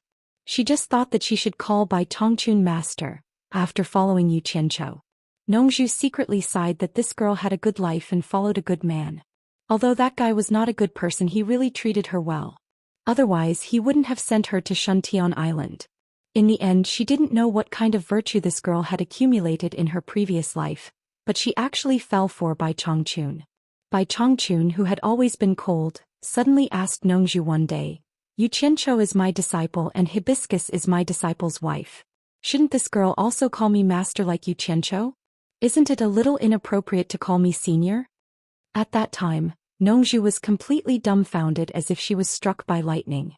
When she came to her senses, she kept digging her ears with her fingers, thinking that she had heard wrongly. She hurriedly asked, "Old Bai, what did you say? Say it again, I didn't hear it clearly." Bai Chongqun swung his hand and left with a bad look on his face. Ancestor Nan Ming, who was still present at that time, shook his head and said, "That girl Hibiscus is so lucky." "Nan Ming, what did old Bai say just now?" Nongzhu still couldn't believe it and pulled Ancestor Nan Ming to ask again. After Ancestor Nan Ming repeated Bai Chongqun's words, Nongzhu was dumbfounded again. She had known Bai Chongqun for so many years. This old guy was unyielding and would never give in to anyone or anything. Only others begged him and he had never begged anyone or anything. When did she hear him say such words? Although it was a casual sentence, the meaning behind it was obvious. He wanted Hibiscus to call him master like Yu Qianqiu. However, with his proud and aloof character, it was impossible for him to take the initiative to ask Hibiscus to call him master. If Nongzhu wasn't stupid, she would know what to do. However, Nongzhu just wanted him to say it again. How could Bai Chongqun say it again? Naturally, he swung his sleeves and left with a bad look. Pa. Nongzhu, who came to her senses, slapped herself hard on the face. Ancestor Nanming chuckled and said, "Slap, slap hard. Slap another one." It was originally a teasing remark, but who knew that Nongzhu would slap another one hard, which made Ancestor Nanming dumbfounded. When did this guy become so obedient? Ancestor Nanming curiously stretched his head over and said suspiciously, "Slap another one for me to see." *CK. Nongzhu kicked him to the ground, turned around and left. This made Ancestor Nanming inexplicably jump up and curse. Crazy. After a while, Nongzhu dragged the frightened Hibiscus back. After finding Bai Chongqun, she pointed to the ground and said to Hibiscus, "Kneel down. From today on, you will follow Yu Qianqiu and call him master." Bai Chongqun suppressed his anger and wanted to explode at Nongzhu. With his status in the cultivation world, did he need to force anyone to call him master? As long as he opened his mouth, there would be a long line of people begging him. He thought it was something important. So was this. Hibiscus was stunned. She thought it was right to follow Yu Qianqiu and call him master. It was what she should do. She immediately knelt down and weakly called, "Master." Bai Chongqun, who was filled with rage, was called master. Whether it was anger or anger, it all disappeared without a trace. After being stunned for a while, he raised his hand and said, "Get up." From then on, Hibiscus called Bai Chongqun master. Nongzhu still could not understand why this girl looked like an idiot and timid. How was she better than her daughter? She was not as pretty as her daughter. She had recommended her daughter Ze to old man Bai to be his disciple several times, but the old man just did not like her. She was so angry. When she asked about Hibiscus's background, she explained it clearly. She was originally the illegitimate daughter of an elder of Fuxian Island and was an ugly girl who was bullied. Later, Yu Qianchou used the Rui pill to help her restore her appearance. Speaking of the Rui pill, Nongzhu was so angry at Yu Qianchou. Last time in Daong City, this guy said he only had one and Zi snatched it. She insisted that he pay for it. After asking Zi, she found out that this guy actually gave it to her. He did not snatch it at all. He was lying to her and there was more than one pill. Good boy, wait and see. Hand it over obediently and we'll talk later. Putting this matter aside, even if Hibiscus was from Fuxian Island, the #1 sect in China's cultivation world, she was not as good as the daughter of the island master of purple bamboo forest in the South Sea, the famous soul formation expert Nongzhu. After thinking about it, she could only think that Hibiscus was lucky. Perhaps old man Bai was doing this out of respect for his precious disciple. No matter what, this master was very, very precious. In the cultivation world, it was comparable to any powerful magic treasure. As long as Hibiscus said that her master was Bai Chongqun, she could do whatever she wanted in the cultivation world. As long as Bai Chongqun was alive, no one would dare to touch her. This girl's value doubled in the blink of an eye after she called him master. At this moment, Hibiscus stood up and reached out her hands to grab the sword with sincerity and excitement. No matter how immature she was, she knew that this sword was a spiritual treasure. She had only heard of it in legends. She did not expect to get one today. Moreover, it was originally the sword of the world's #1 expert, but now it was given to her. Before she could grab it, the sword lost its strength and gently fell into her hands. Hibiscus held it and bowed to Bai Chongqun sincerely. Suddenly, her hands became light. Ze, who was at the side, shouted loudly as she snatched the treasured sword into her hands. She caressed it lovingly. Then she hugged Hibiscus and said, "Hibiscus, I'm so jealous of you." On the other side, when Nongzhu saw her daughter's pitiful look, she felt a surge of jealousy in her heart. With a livid face, she turned to look at Bai Chongqun and said, "Old Bai, what do you mean? With our relationship, you can't favor one and discriminate against the other. Do you have any more treasures on Xianxia Island? Find one, write something on it and give it to Z." Chapter 546. He made it sound easy, but he made it sound like treasures were like weeds that could be plucked from the roots on Xianxia Island. Bai Chongqun glanced at him coldly. This guy would go crazy from time to time. Bai Chongqun ignored him and turned to walk to the center of the island. Nongzhu blocked in front of him and said in a deep voice, "Z is your junior after all. It's not too much to ask you to give her a treasure as a gift." Bai Chongqun stared at him, feeling angry and funny at the same time. Even if he wanted to give her a gift, he had never seen someone so thick-skinned as to ask for a gift. He said slowly, "I don't have any treasure here." Nongzhu was stunned. He believed what Bai Chongqun said. He dared to say anything, but he would never lie. So he said gloomily, "How about I find a treasure and you write something in front of Ze and then give it to her? I'm not as bored as you." Bai Chongqun shouted in a low voice, "Get out of my way or don't blame me for being rude. I won't let you go even if you beat me to death." Wait, I seem to have a sword at the level of spiritual treasure. Nongzhu checked his storage bag. He was fearless because he knew that Bai Chongqun would not go too far even if he wanted to teach him a lesson. Bai Chongqun's face instantly turned cold. He hated it when someone took advantage of his weakness. He made a grabbing gesture with his right palm, and there was a faint chi surrounding it. Obviously, he wanted to teach Nongzhu a lesson. At this moment, Ze, who was hugging Furong, suddenly said with a stern expression, "Furong, how about I become Yu Qianchou's woman like you? In that case, I can also call Senior Bai Master. Perhaps Senior Bai will also give me something." Lady Mu was stunned and so was Furong. The two girls looked at her serious face and did not know if she was joking or serious. Ze hugged Furong's arm and shook it. "What's wrong? Furong, are you not willing?" Furong was stunned and shook her head. She replied with difficulty, "No, as long as Yu Qianchou is willing, I will listen to him." Her words were so powerful that Bai Chongqun's anger disappeared completely. His expression was indescribable. He did not look at the girls but stared at Nongzhu. Time flew by in the blink of an eye, but none of them knew how precious it was. Nongzhu, who was engrossed in checking the storage bag, was stunned. In an instant she froze there motionlessly. After a long time, it was as if he had woken up from a deep slumber for millions of years. He slowly raised his head and met Bai Changchun's gaze. His eyes were a little unfocused, as if he had been badly frightened. Then he slowly turned his head to look at the girls. A mocking expression slowly appeared on Bai Changchun's face. This expression had not appeared on his face for more than 2,000 years. He raised his finger and said, "Nongzhu, did you hear that? If you want me to give you a treasure with inscriptions, it's very simple. Purple dress, just do as you say." With their cultivation, it would be easy for them to not let the women hear their conversation. The three women looked at each other, each with their own thoughts, and did not pay attention to the movements of the two senior experts.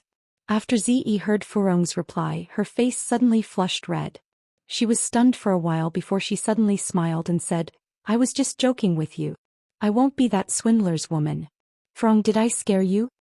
As she said this, she stuffed the sword back into Furong's hand. Even though she said this, the guilty conscience in her eyes was noticed even by Furong, let alone the others. Furong opened her mouth but did not know what to say. Suddenly an angry roar resounded. "You didn't scare the others, but you scared me." Nongzhu teleported over and stared at Ziyi with bright eyes. She said, "Ziyi, tell me, were the words you said just now the truth?" Ziyi's eyes darted around, not daring to meet her master's eyes. She pouted and said, "I was just joking." She replied casually, but in her heart Nongzhu said, "It's over, it's over." He was a veteran in love affairs and had dealt with countless women. What kind of women had he not seen? His daughter's words and actions had completely betrayed her inner thoughts. Nongzhu felt a little dizzy. Of all people, why did it have to be that guy with an extremely bad character, who made her gnash her teeth the most? Heavens! Is this your retribution for me in this life? For the sake of my daughter, I have already cultivated myself. Why did you? Nongzhu silently raised her head and asked the heavens speechlessly, but the heavens were also speechless. "Nongzhu, what kind of treasure do you want me to inscribe on? If worst comes to worst, I will go all out and personally go to Xianxia Island to look for Nanming." Bai Changchun said with a serious face, adding insult to injury. Ziyi's pretty face turned even redder. She understood the unspoken meaning in Elder Bai's words. After looking at her daughter's face, Nongzhu really felt dizzy, so dizzy that the world was spinning. He held his forehead with one hand and shouted angrily, "Bai Changchun, shut up." Haha. For the first time in Obedient Island, the cruelest torture envoy in the history of the demon domain laughed heartily. With a flash, he disappeared into the door of the big house at the center of the island. "Master, what's wrong?" Ziyi asked guiltily, worried that her master was angered by her. "Nothing." Nongzhu waved her hand and said nothing more. He knew that it was useless to forcefully stop this kind of thing. It probably had no effect on that brat at all, and it would hurt his daughter's heart instead. He had hurt too many women's hearts in his life, but he didn't want to hurt his daughter. Retribution. I lost so miserably. Nongzhu murmured to herself with a pale face. She walked towards the big house in a daze, her back hunched and her steps staggered. Mr. Nongzhu, the famous free cultivator who was known as the most handsome man in the cultivation world, seemed to have aged 1,000 years in an instant. He had long noticed that his daughter had an unusual feeling for Yu Qianchou, but his daughter had always been his darling, so how could he let that bastard take her away so easily? Therefore Nongzhu had been holding back his anger, and from time to time he wanted to beat up Yu Qianchou to vent his anger. He remembered that when Yu Qianchou first came to the purple bamboo forest in the South Sea, he had warned Yu Qianchou not to have any improper thoughts about his daughter. It seemed that that brat really did that, and he could see that Yu Qianchou did not have any ideas about his daughter. However, the god of fate favored that brat very much, and helped that brat to put the shackles of fate on his daughter that she could not break free from. Yu Qianchou, who was thousands of miles away, did not do anything to him but hit his soft spot. Nongzhu, who had been secretly holding back his anger, was completely defeated. That was why he said, "I lost so miserably." The feeling of losing the most precious thing made him feel lost. Ziyi looked at her master's back blankly, wondering if she had done something wrong. Nongzhu staggered into the big house and collapsed on the ground. She seemed to have no strength left in her body, and lay there with her limbs open. Bai Changchun, who was sitting cross-legged, stared at her and frowned. He knew that Nongzhu loved Ziyi and he could understand her feelings, but he did not say anything. There was silence between them. After a long time Nongzhu sighed. Old Bai, you saw it? What? Ziyi and Yu Qianchou. I never worry about that thing because it is useless to worry about it. The more I worry about it, the worse it will be. Bai Chongqun shook his head slightly and then sighed. Nongzhu, let go. Zi is not a child. You keep her by your side, which is not love. She needs her own life, good or bad, bitter or spicy.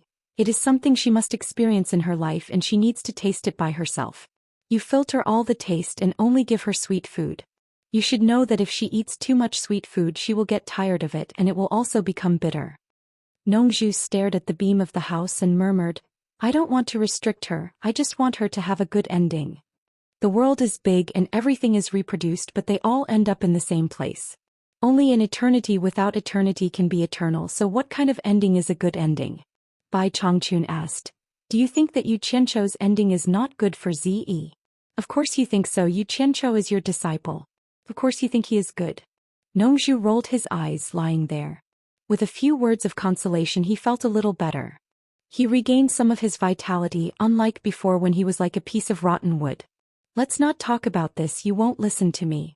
Help me do something, Bai Chongqun said. Nongzhu, lying on the ground, tilted his head and asked, What is it? Find Yu Qianchou and ask him what happened in the mist forest.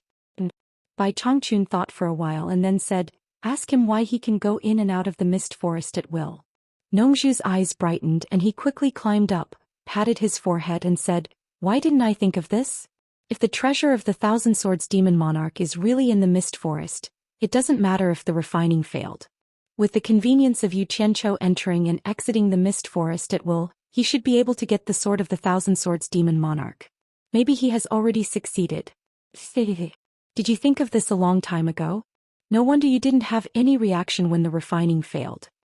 Nonsense. Bai Chongqun snorted. The mist forest is related to the Thousand Swords Demon Monarch, but it can't have the treasure of the Thousand Swords Demon Monarch. Don't let your imagination run wild. Nongzhu raised his hand to pinch his chin and looked at Bai Chongqun suspiciously. How do you know the mist forest is related to the Thousand Swords Demon Monarch? How do you know that the treasure of the Thousand Swords Demon Monarch can't be in the mist forest? Did the former torturer tell you something? Don't be too curious. Some things have nothing to do with you and I won't tell you, so don't ask.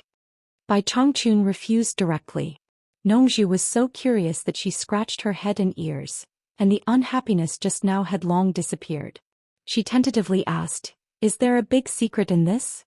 A big secret involving the Thousand Swords Demon Monarch? Tell me a little. Chapter 547. Bai Chongqun glanced at him indifferently and said, The Demon King of Swords created the Demon King of Demons. Some things about him have been passed down from generation to generation by the torture envoys and will not be disclosed to outsiders. You had the chance to know but you gave it up. Even so, I can give you another chance. If you swear to take over as the next torturer, I'll tell you without you even asking. Do you really want to know?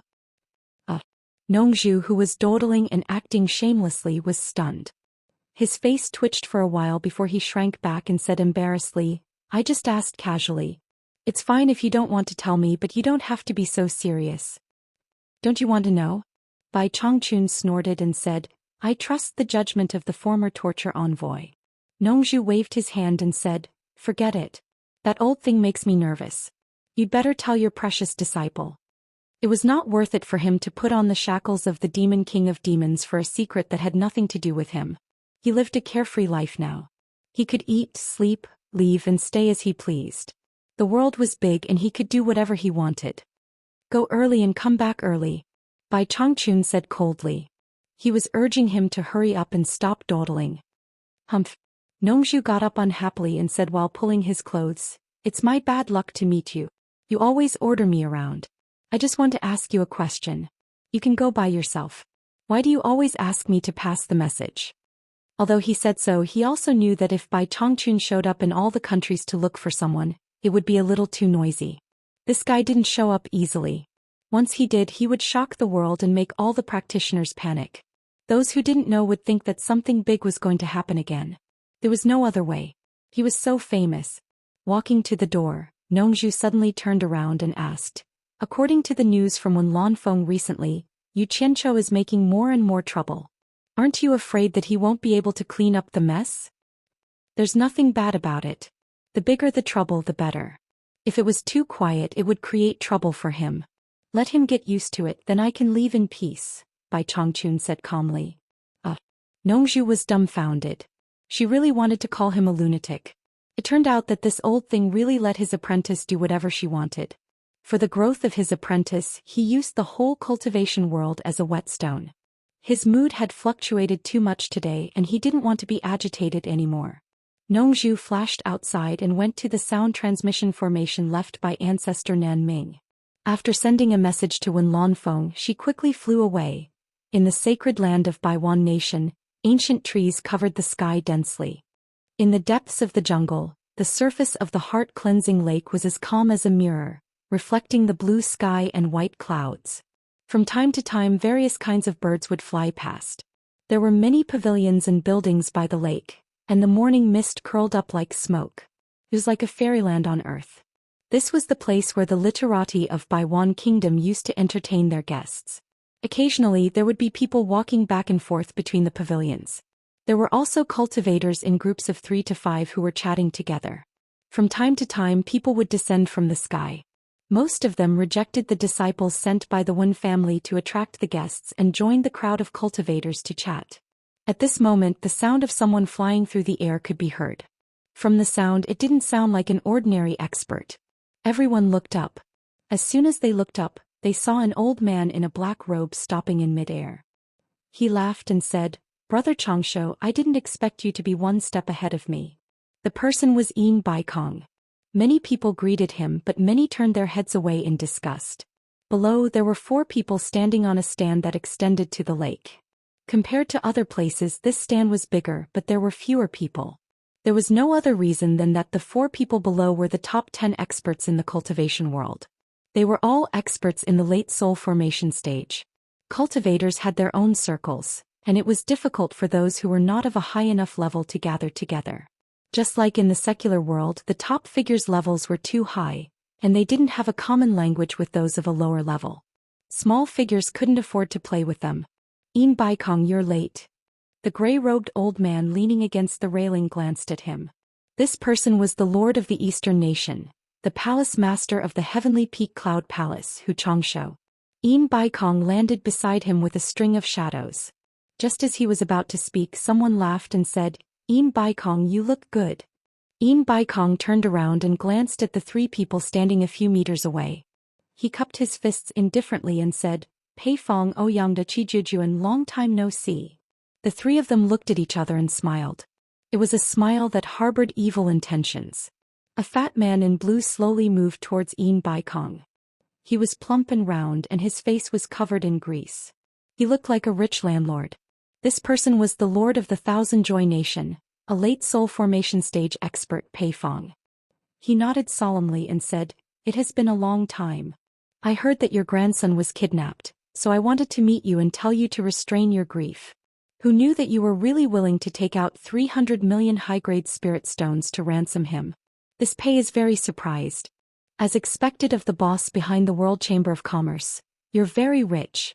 The 2 of them stood together. They were about the same height, but one was fat and the other was thin. The difference in size was too great. Yin Baikong narrowed his eyes and sneered, "Fatty Pei, you were lucky to escape last time. Do you want to fight again today?" "What do you mean by lucky to escape? Last time it was your fatty grandpa who had an urgent matter and left first. What? You want to fight again here?" Pei Fong looked around and the fat on his face shook. He clicked his tongue and said, "I don't mind, I can accompany you anytime. But this place is beautiful and it's Wen Lanfeng's territory. I'm afraid you don't have the guts." "Fatty Pei, you're not afraid, do you think I am? If you dare come, I'll accept." Yin Baikong retorted. At this time, the lords of the surrounding countries were watching. Even if they were afraid of Wen Lanfeng, they couldn't lose in a verbal argument in public. Otherwise they would lose face. Ouyangda and Chijujuan looked at each other and slowly walked to the left and right of Pei Fong. The former said indifferently, "It's better to have fun together than to have fun alone. If you 2 don't mind, let us join in."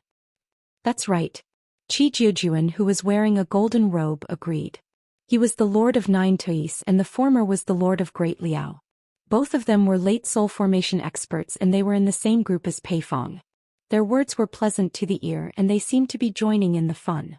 But the surrounding people could see that their intention was obvious. They wanted to beat Yin Baikong up with 3 people. Yin Baikong laughed and turned around. Brother Changsho, it's rare to have a fun time. His tone was meaningful. Hu Changsho, who was facing the heart-cleansing lake with his hands behind his back, said without turning his head, since it's a fun time, the more the merrier. Count me in. Chapter 548. Needless to say, Hu Changsho was definitely on Yin Baikong's side. Hee. Interesting. Many lords from various countries smiled lasciviously, rubbing their hands in anticipation. 5 late-stage spirit-severing experts actually wanted to fight 3 against 2 in Wen Lanfeng's territory. It was definitely exciting and not to be missed. This trip was definitely worth it. Of the top 10 experts in the cultivation world, Bai Chongqun and Wen Lanfeng, ranked first and second, had always relied on their profound cultivation to act independently and never did things like forming a gang. The remaining 8 people were not so confident. Perhaps it was because they felt insecure, perhaps it was for common interests, or perhaps it was to resist other powerful forces. They gathered in groups of 2s and 3s. Bing Qingzi, Yin Baikong, and Hu Changsho were jackals of the same tribe. Ouyangda, Qi Jujuan, and Pei Fong were entangled together. There were also 2 others who thought their cultivation was higher than these 6. The 2 felt that they were evenly matched, so they reluctantly grouped together. These 2 might have been overconfident, thinking that no one in the world could beat them together. Back in the East Sea, they were not convinced by Chongqun. At the same time, they seemed to have taken some wrong medicine and joined forces with great confidence to challenge the world's #1 expert. In the end, Bai Chongqun gave the 2 of them a quick death. They no longer had the chance to be alive and kicking. They were dead. From then on, 2 of the top 10 experts were gone. Therefore, a large group of mid-stage spirit-severing experts became the candidates for the 2 vacant spots. No one was convinced by each other and felt that they had the ability to be ranked among the top 10 experts. Sometimes this kind of false reputation could also drive people crazy. For this false reputation there would be endless friction. Once these 5 people started fighting, 1 or 2 of the top 10 experts would die. Wouldn't that mean that there would be 1 or 2 vacancies? It would be best if they could infuriate Wen Lanfeng and kill 1 or 2 of them. That would be even better. Everyone looked at the 5 of them expectantly. Hu Changsho silently stood beside Yin Baikong. The 2 stood calmly and a faintly discernible killing intent began to surge. The 3 people opposite them looked at each other and revealed a cold smile. 3 against 2, this kind of opportunity was rare. The fat on Pei Fong's face trembled as he said, "Should we wait for Bing Qingzi to come? Otherwise he will say that we are bullying with numbers." "Wait for Bing Qingzi? Aren't you afraid of biting your own tongue?" Yin Baikong sneered. "I heard that you, Fatty Pei, have escaped death more than 10 times in the hands of Bing Qingzi. Aren't you afraid that you won't have another chance to escape this time?" Hu Changsho said indifferently, "It escaped from me 5 times. Yin Baikong stared blankly for a moment before replying, "It's the same. I have 5 times with me." The 2 of them stared blankly for a moment before looking at Pei Fong with disdain. Whispers immediately rang out in the surroundings. Normally, it was impossible for them to fight against soul formation final stage experts. Who would have thought that there would be such a powerful person among them? Pei Fong glanced around proudly. He did not feel embarrassed at all. Instead, he had an expression that said, "What do you guys know? Don't talk nonsense. If you have the ability, don't say it." Qi Jujuan snorted coldly and shot into the air. Pei Fong held his belly and laughed. Then he and Ouyangda flashed into the air at the same time. The 3 of them looked down. A thick and forceful aura filled the air. Yin Baikong squinted his eyes and stared at the sky. He smiled evilly and said, "Brother Changsho, I'll leave the damn fatty to you. Don't let him escape again. I'll handle the other 2. Hu Changsho replied with action. He teleported into the air and stood opposite Pei Fong expressionlessly. Yin Baikong followed closely behind. The 5 of them were filled with killing intent. The intense killing intent frightened the birds and beasts in the forest and caused them to flee. The people below were also on standby. This battle could be considered as the pinnacle battle of the cultivation world. A battle between soul formation final stage experts was not child's play. Even the slightest ripple could cause a lot of trouble. The spectators had to be prepared to dodge at any time. Bing Qingzi, who was supposed to be part of the battle, was currently in a desolate mountain not far from Baiwan Nation's sacred land. The small hillside was overgrown with weeds. On a protruding blue stone, Bing Qingzi, whose hair and beard were all white, stood quietly. A light breeze blew against his thin white robe. Apart from his face, his entire body seemed to be completely white. Man Hu and his brothers were obediently standing at the side. Zhou quickly sized up the old man in front of him. This was the first time he had seen a legendary soul formation stage expert. Furthermore, it was an expert at the late-stage soul formation stage. Even if he had a heart of stone, he could not help but feel slightly nervous. Bing Qingzi, who was looking down from above, was also sizing up this genius who cultivated the demonic book. Although he looked calm on the surface, he was sighing in his heart. Countless people had died. Finally, there was hope to break a curse that had bound many people for generations. His cultivation was not low among the top 10 experts. However, he had wasted too much energy in order to find someone who could form a demonic body and cultivate the demonic book. As a result, Yin Baikong, whose cultivation was slightly lower than his, had taught 2 soul formation stage disciples. However, he did not have a single disciple under his name. His cultivation was not low, but he was the weakest among the top 10 experts.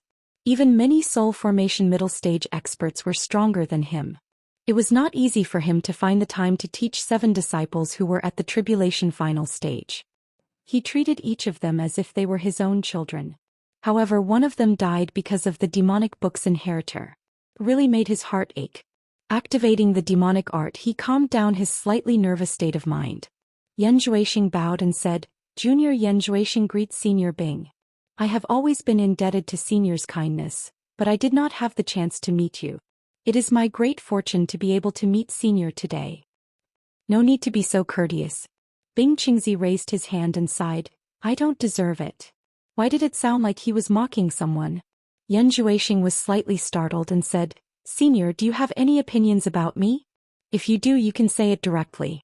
I will definitely follow your instructions and will not have any opinions." Bing Qingzi glanced at Man Hu. Obviously, his disciple did not tell the truth to Zhou. He paused for a while and said, "This is for later. I will find an opportunity to tell you the truth. Man Hu has already told me your purpose of coming." Before he finished his words, he suddenly raised his head and looked in the direction of the Wen family's sacred ground. Seeing his solemn expression, the others did not know what had happened and followed his gaze. Looking left and right, they did not find anything.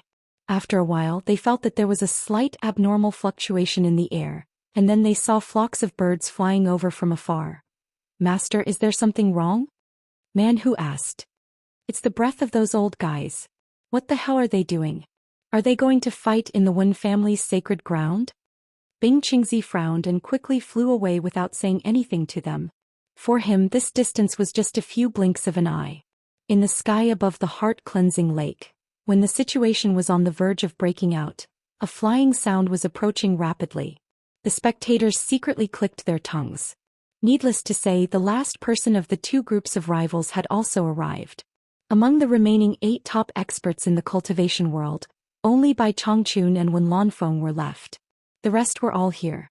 Pei Fong and the other 2 people's faces changed slightly. They all understood that if it was really 3 against 3, they might still be a little weaker. Yin Baikong and Hu Changsho looked at each other. The former turned back and sneered, "Fatty Hu, aren't you waiting for Bing Qingzi? As you wish, Bing Qingzi is here. I hope you can be tough today and don't run away with your tail between your legs. Your escaping skills are unparalleled in the world. I really can't catch up with you." Hu Changsho said indifferently, "One ran away, but there are still 2 left." "Good." As he spoke, a white shadow flashed by. Bing Qingzi, who was covered in snow from head to toe, suddenly appeared in the sky. Bing Qingzi glanced at them and said in a deep voice, "What's going on?" Yin Baikong looked at Pei Fong and said with a smile, "Bing Qingzi, you came at the right time.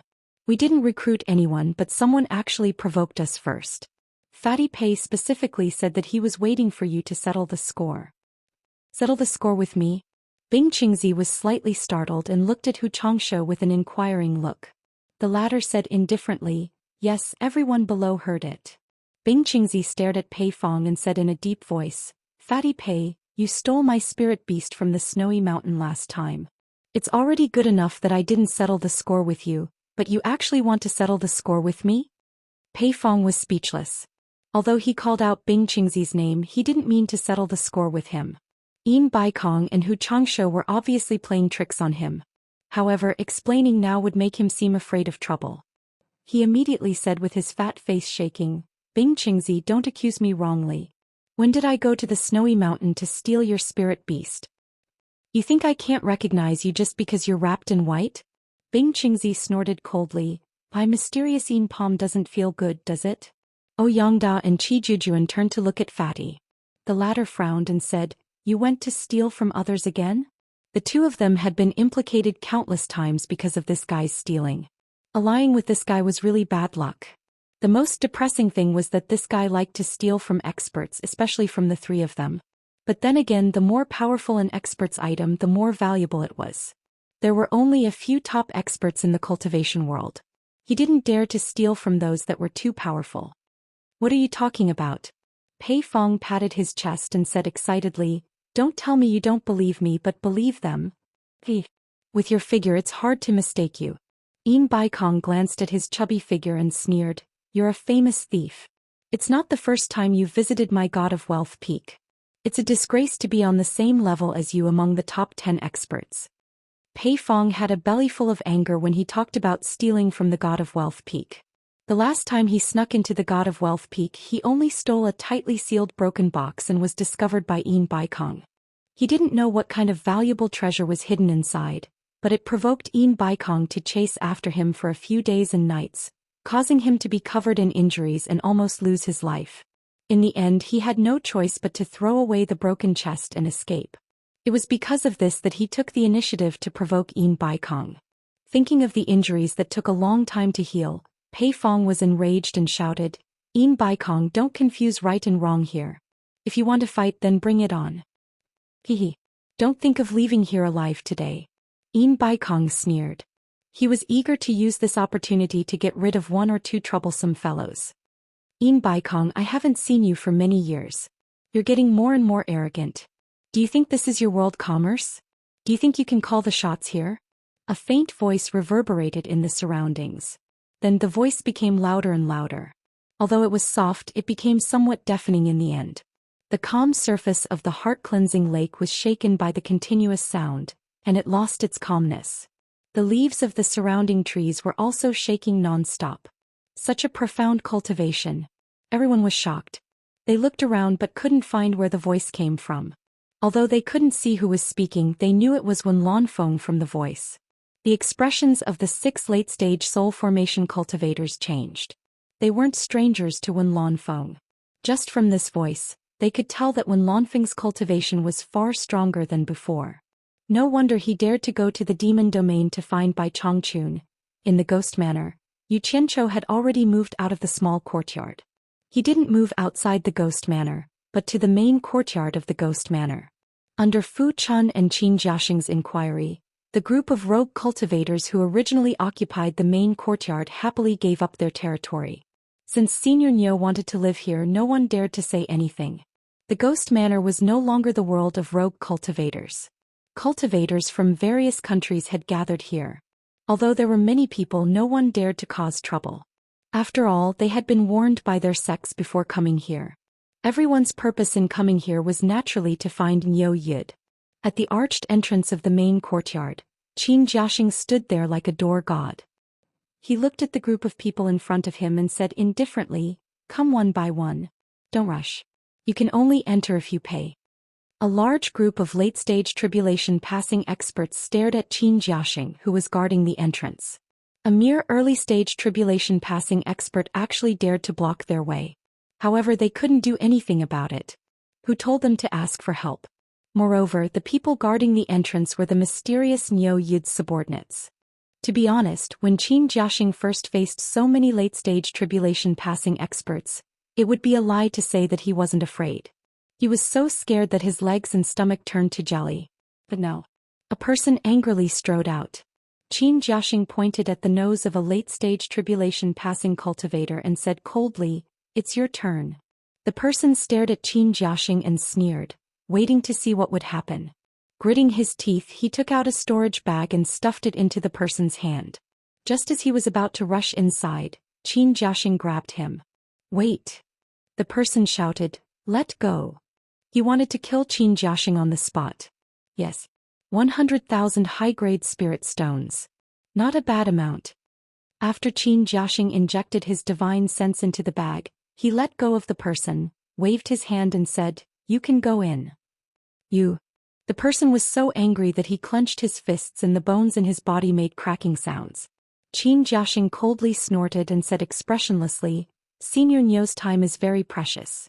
If you don't want to go in, then please get out of the way. There are people waiting behind you. However, you should know the rules, right? The money you received is not refundable. Chapter 549. That person flicked his sleeves and entered with a muffled sound. Young man, be more polite with your words. Don't be too ruthless and leave some leeway for us to meet in the future. The one who said this was none other than Guan Zhongkai, who had a huge battle with Yu Qianqiu. He was originally in charge of the World Commerce Association's branch in Gold Casting City. After his master Sikongju arrived, he was sent over to invite Niu Yid. Because of Ghost Village's one-armed elder, it was inconvenient for a soul formation expert to personally come, so Sikongju could only let his disciple go first.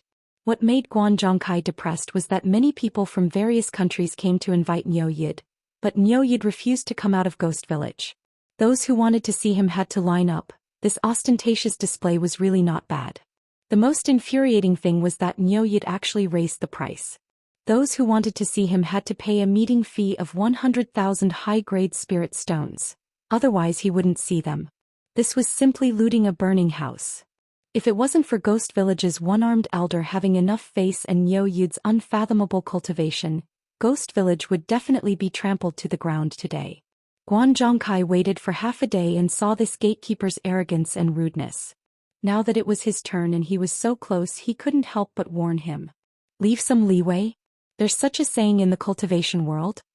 Qin Jiaxing stood on the steps and glanced at him condescendingly. When I was acting like a grandson in the past, I was polite to everyone, but I didn't see anyone leave me any leeway. They still didn't treat you as a human. Furthermore, I didn't go all out, I was just following Senior Nyo's instructions and doing official business. Alright. Cut the crap and see if you have enough money in your pockets. If not, then move aside and don't affect others. You. Guan Zhongkai had the urge to go berserk and hit someone. A purple-clothed person behind him pulled him back and sighed, Brother Guan, why bother with him? He's just a petty person intoxicated by success. There's still a long way to go. This person was Yulan Du, who had been hanging out with Guan Zhongkai for a long time. When he said this, his tone was long and he even pulled Guan Zhongkai towards the one-armed elder pruning branches at the side of the wall. He seemed to be telling Guan Zhongkai to endure it for now and find a chance to deal with this dog who relied on his master's power. Threat. If I follow boss closely, I won't be afraid no matter where I go. Qin Jiaxing stood there carelessly, still looking down on everyone else. He felt great in his heart. In his entire life he had never dreamed that there would be a day where he would be able to dictate everything to a few hundred experts at the end of the Tribulation Transcendence stage. He had caused them to lose their temper and become obedient in front of him. Whether or not he would be retaliated against in the future was a matter for the future. In short, he had such a good time in his life. Even if he died, it would be worth it. When he thought of this, Qin Jiaxing straightened his back a little more. His calm gaze slowly swept across the crowd below. His bearing was steady and graceful, and he had the demeanor of a master. If a person wasn't afraid of anything and didn't care about anything, he would naturally be strong without any desires. The rogue cultivators who were huddled in the surroundings stared at Qin Jiaxing enviously. He thought to himself, this guy has finally made a name for himself. He's so bold that he dares to order a group of experts at the final stage of the Crossing Calamity stage. I'm so envious. Not long after, the person who went in earlier came out with an ashen face. Many people asked him what was going on, but he didn't answer and quickly flew away after he went out. The group of people looked at each other. They didn't know what Niu Yi did to the people who went in. Why did none of them have a good expression when they came out? Next. Qin Jiaxing shouted in a voice that was neither loud nor soft. Guan Zhongkai gritted his teeth as he took out a storage bag and handed it over. With the previous example, he wasn't in a hurry. He waited for the arrogant guy at the door to count the spirit stones and get his permission before he strode in. The courtyard was deep and serene. After passing through the plum trees on both sides, he saw two people standing on a platform at the entrance of the main hall. The person standing to the side was expressionless, while the person facing him was staring at him with a smile. Fo, we meet again. When Yu Qianchou saw that the person who came was actually Guan Zhongkai, he smiled even more happily. This must be Mr. Niu Yid. Guan Zhongkai didn't like this Niu Yid very much. He was the same as the guards outside and liked to look down on people. How could he greet a guest like this? However, he still forced a smile and cupped his fists at Yu Qianchou. I'm Guan Zhongkai from the World Commerce Association. I'm here to meet you. I have something to discuss with you. As he spoke, he sized up the main hall, implying that they should go in and talk. Yu Qianchou smiled and nodded. He turned around and slowly walked towards the main hall with his hands behind his back. Just as Guan Zhongkai went up the stairs, the person beside him interrupted and stopped him. The person said expressionlessly, "You've seen Senior Niu's face. Please go back. If you still want to talk to Senior Niu, please pay more. 200,000 superior grade spirit stones." Guan Zhongkai was stunned. When he reacted, his expression twitched. Are you kidding me? I paid 100,000 superior grade spirit stones. Just a meeting and that's it? That's right. Fu Chun didn't hide and explained cleanly. That 100,000 superior grade spirit stones is just the meeting fee. It doesn't include the cost of the conversation. Senior Niu's time is very precious. It's already rare that he's willing to meet you for 100,000 superior grade spirit stones. If you want to take up Senior Niu's time to chat, you naturally have to pay more. You guys must be crazy for money. 100,000 superior grade spirit stones for just one meeting? Guan Zhongkai was furious. He felt like he had been cheated. Please calm down. Fu Chun was neither arrogant nor rash. She continued politely. This rule isn't just for you. Everyone who came in before followed it. There were no exceptions. Please forgive me. Why didn't you say so earlier? You guys are cheating people on purpose. Of course not. Fu Chun said curiously, I told everyone who went out to tell the rules here to the people outside. Didn't they say anything? That can't be right. Guan Zhongkai was stunned. He finally understood now. No wonder everyone who went out had a bad expression. When he asked them what was wrong, none of them answered. It seemed like they had suffered a loss and didn't want others to take advantage of them, so they deliberately hid it. If it's inconvenient, please return. Senior Niu's time is precious and he has a bad temper. If you take too long, you might attract unnecessary trouble. Fu Chun raised her hand politely to send them off. This was a blatant threat. Guan Zhongkai's face turned green and red. But what could he do? He had to bear with it. If he came here and told his master that he spent 100,000 superior grade spirit stones and didn't even have a single conversation with Niu Yid, he would be scolded to death by his master. What he was most afraid of was that he couldn't see through Niu Yid's cultivation. It was obviously higher than his. Even if he wanted to lose his temper, he had to consider the consequences. 200,000 high-grade spirit stones for a simple conversation, isn't it a little too expensive? Guan Zhongkai was clearly admitting defeat since he could say such words. He had no choice. Money was a small matter. He wasn't spending his own money. The key was to complete the task his master gave him. How aggrieved. No. 200,000 isn't expensive at all. Fu Chun waved her hand and said, Senior Niu said that his value is the lowest and very fair. If it was the world's #1 expert by Chongqun who wants to meet him, I'm afraid that even if you spend 100 million superior grade spirit stones, he might not even meet you, let alone chat with him. How can this be compared? Guan Zhongkai almost choked to death. What kind of person was Bai Chongqun? He couldn't be measured with money. Moreover, he wouldn't do such a vulgar thing. As long as he asked, people would give him money. Why can't it be compared? Everyone has a value. Fu Chun counted with her fingers, wanting to reason with him. Guan Zhongkai felt his scalp go numb. He quickly raised his hand and said, all right. You don't have to say anymore. I admit defeat.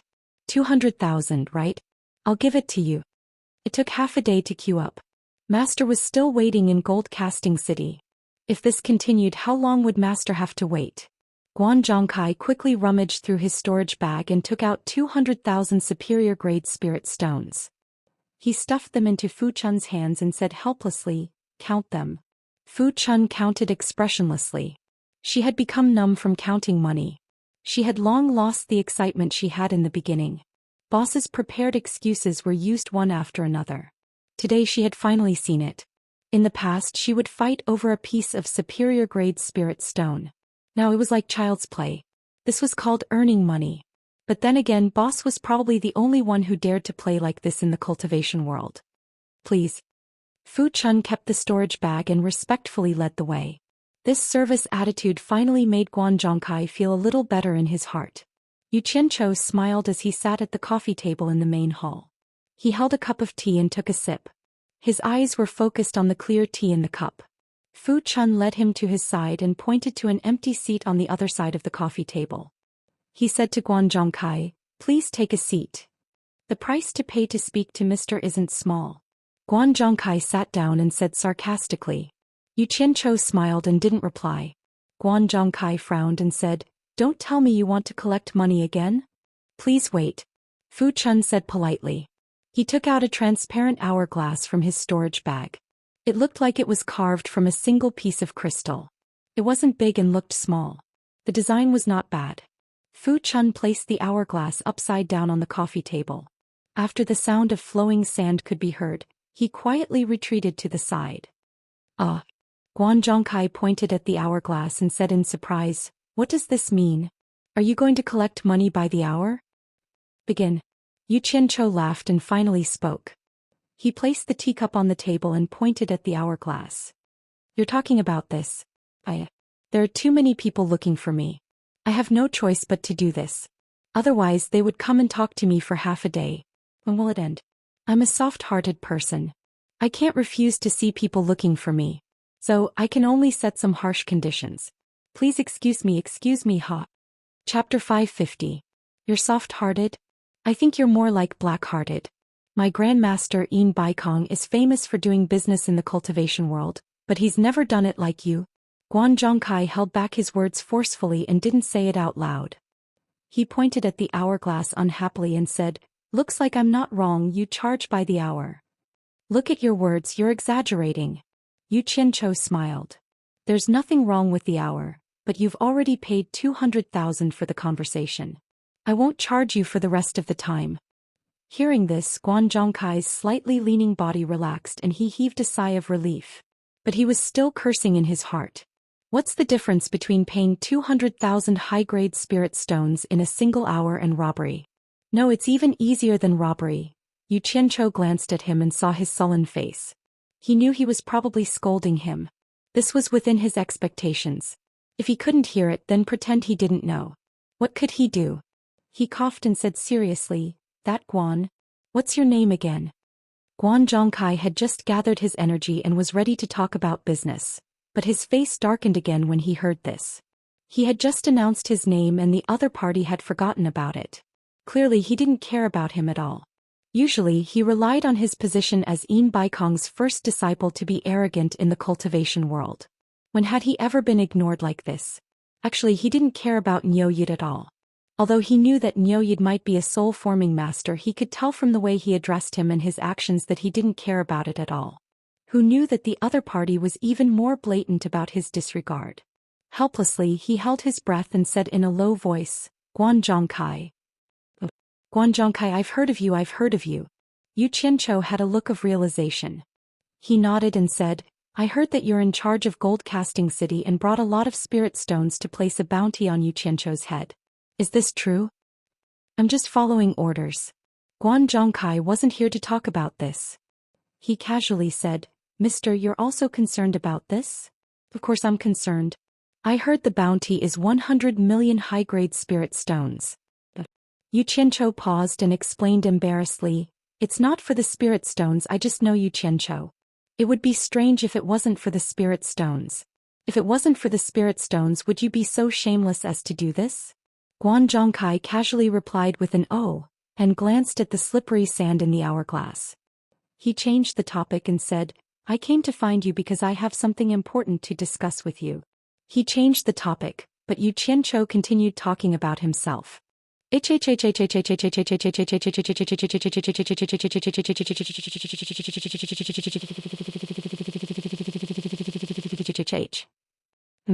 Guan Zhongkai's eyes lit up as he suddenly thought of something. He seemed to have received news that Niu Yid said that Exen Laosen had brought Yu Qianqiu to visit him. If that was the case, then Niu Yid might really be able to contact Yu Qianqiu. Guan Zhongkai gnashed his teeth as he thought of Yu Qianqiu. Admitting defeat in front of everyone last time was too embarrassing. If he wasn't Master's chief disciple and Master was a person who stood above tens of thousands of people in the World Chamber of Commerce, he would have ended up in a miserable state. Even so, when he returned, Master Sikongju was so angry that he almost killed him. After a round of cursing, he was severely punished, causing him to almost be unable to lift his head in the World Chamber of Commerce. This time, Master still gave him a chance to redeem himself by performing meritorious deeds. This hatred would never end. After a moment of silence, Guan Zhongkai's eyes flickered as he said, "From Mr.'s tone, it seems that Mr. has a way to capture Yu Qianqiu?" Yu Qianqiu inadvertently glanced at the hourglass that had more than half of the fine sand leaking out. He coughed and said, "Insignificant Yu Qian. Haha. Let's get back to business. Honestly, if I can capture Yu Qianqiu, how much money will you give me?" Yu Qianqiu is hiding in the fog forest. You really have a way to capture him? Guan Zhongkai asked in disbelief. Even Fu Chun, who was standing at the side, couldn't help but look at Yu Qianqiu a few times. This fog forest wasn't a place that anyone could enter. However, with Boss' unfathomable abilities, it really wasn't clear. This isn't something you should worry about. Yu Qianqiu raised his teacup and took a small sip. He slowly said, "The key is whether the price can move me." Guan Zhongkai suddenly stood up and muttered, "This?" He slowly paced around the hall in deep thought. Even though world commerce was very rich and his position in world commerce wasn't low, the maximum amount of spirit stones he could use was at most 100 million. This was also the authority to use it in emergencies. Yu Qianqiu wasn't in a hurry and let him think slowly. He held his teacup and occasionally looked at the hourglass. It seemed that Fu Chun's gaze was also sweeping over the hourglass. After a while, Guan Zhongkai's expression returned to normal and he sat back down in his chair. He put on the face of a merchant negotiating and asked, "How much do you want? Name a price. We can discuss it." He looked calm on the surface, but he was secretly excited. Looking at Niu Yid's appearance, he might really have a way to capture Yu Qianqiu. If it was true, then this trip was worth it. He had resolved two major matters for world commerce in one go. This merit was more than enough for him to wipe away his previous shame. Most importantly, he could capture Yu Qianqiu to vent his anger. This face, as expected of someone from world commerce. Yu Qianqiu was delighted and placed his teacup back on the table. He shook his sleeves and pushed out his palms, revealing all 10 of his fingers. 1 billion high-grade spirit stones. 1 billion. Guan Zhongkai was stunned and then sneered, "Mr. Niu, you must be joking. Is that trash Yu Qianqiu worth this price? It's too high, this is impossible. Your grandma is the trash, your father's net worth, F***K priceless." Yu Qianqiu's expression twitched. He had just wanted to discuss the price of his capture with someone else and was secretly happy. He didn't expect to suffer a loss in the blink of an eye. Since it's impossible, then there's nothing more to say. Yu Qianqiu added with some pent-up anger, "Everyone knows the value of the Thousand Swords Demon Monarch's treasure. Yu Qianqiu is a priceless treasure. A fixed price of 1 billion, not a single spirit stone less. If you want to take advantage, tell your world commerce to find someone who has the ability to capture Yu Qianqiu." He thought to himself, "You dare to call me trash in front of me? Bastard, just wait and see. One day I'll chop you into a pile of trash and feed you to the dogs." Guan Zhongkai was stunned. He didn't know why he was angry at Yu Qianqiu. This person clearly had the face of doing business, but why was he so impatient when it came to discussing the price? No wonder he could only make such a shameless profit.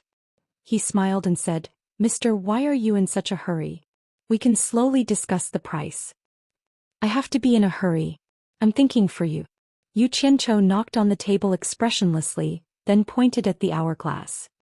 He waved at Fu Chun and said, "Send the guest out." You." Guan Zhongkai almost choked to death. He stared at the hourglass and stuttered for a while, not knowing what to say. He wasn't a fool. Of course, he knew what it meant when the hourglass timer ended. Fu Chun, who was at the side, was stunned when she heard the two of them talking about 1 billion high-grade spirit stones. Even though he had broadened his horizons in the past few days, he still couldn't accept such a huge number. What kind of concept was 1 billion high-grade spirit stones? After being roused by his boss's words, he took a deep breath and walked to Guan Zhongkai's side. He raised his hand towards the door and said, "Please. Wait." Guan Zhongkai couldn't take it anymore. How could he just leave like this? After talking for half a day, they didn't talk about anything practical and had spent 300,000 spirit stones. How was he going to explain when he returned? Even the World Commerce's chief disciple's grand disciple couldn't be this wasteful, right? Did he still want to work in the future? Mr. Guan, everyone abides by the rules. You can't be the only exception, right? If this matter gets out, Senior Nyo will really be embarrassed. Please go back. Fu Chun raised his hand again to send the guest off. A ghost dared to brazenly blacken others. This wasn't something a normal person would do. Guan Zhongkai really wanted to curse, but he still cupped his hands towards Fu Chun and said, "Little brother, please wait a moment. Allow me to say a few more words." He had to lower his head when he was under someone else's roof. "Please." Fu Chun's tone became stiff. He really didn't give any face. Anyway, with his boss at the side supporting him, he wasn't afraid at all. Wasn't it just a tribulation late-stage cultivator? There were still a lot of people outside waiting to see him. Don't pull and pull. Guan Zhongkai pushed Fu Chun's hand away gloomily. He anxiously shouted at Yu Qianchou, "Mr. Nyo, please listen to me say a few more words." Yu Qianchou snorted and glanced at him. He picked up his tea and ignored him. "Damn it. He dared to call me a bastard. Senior Nyo, I really have something important to discuss with you."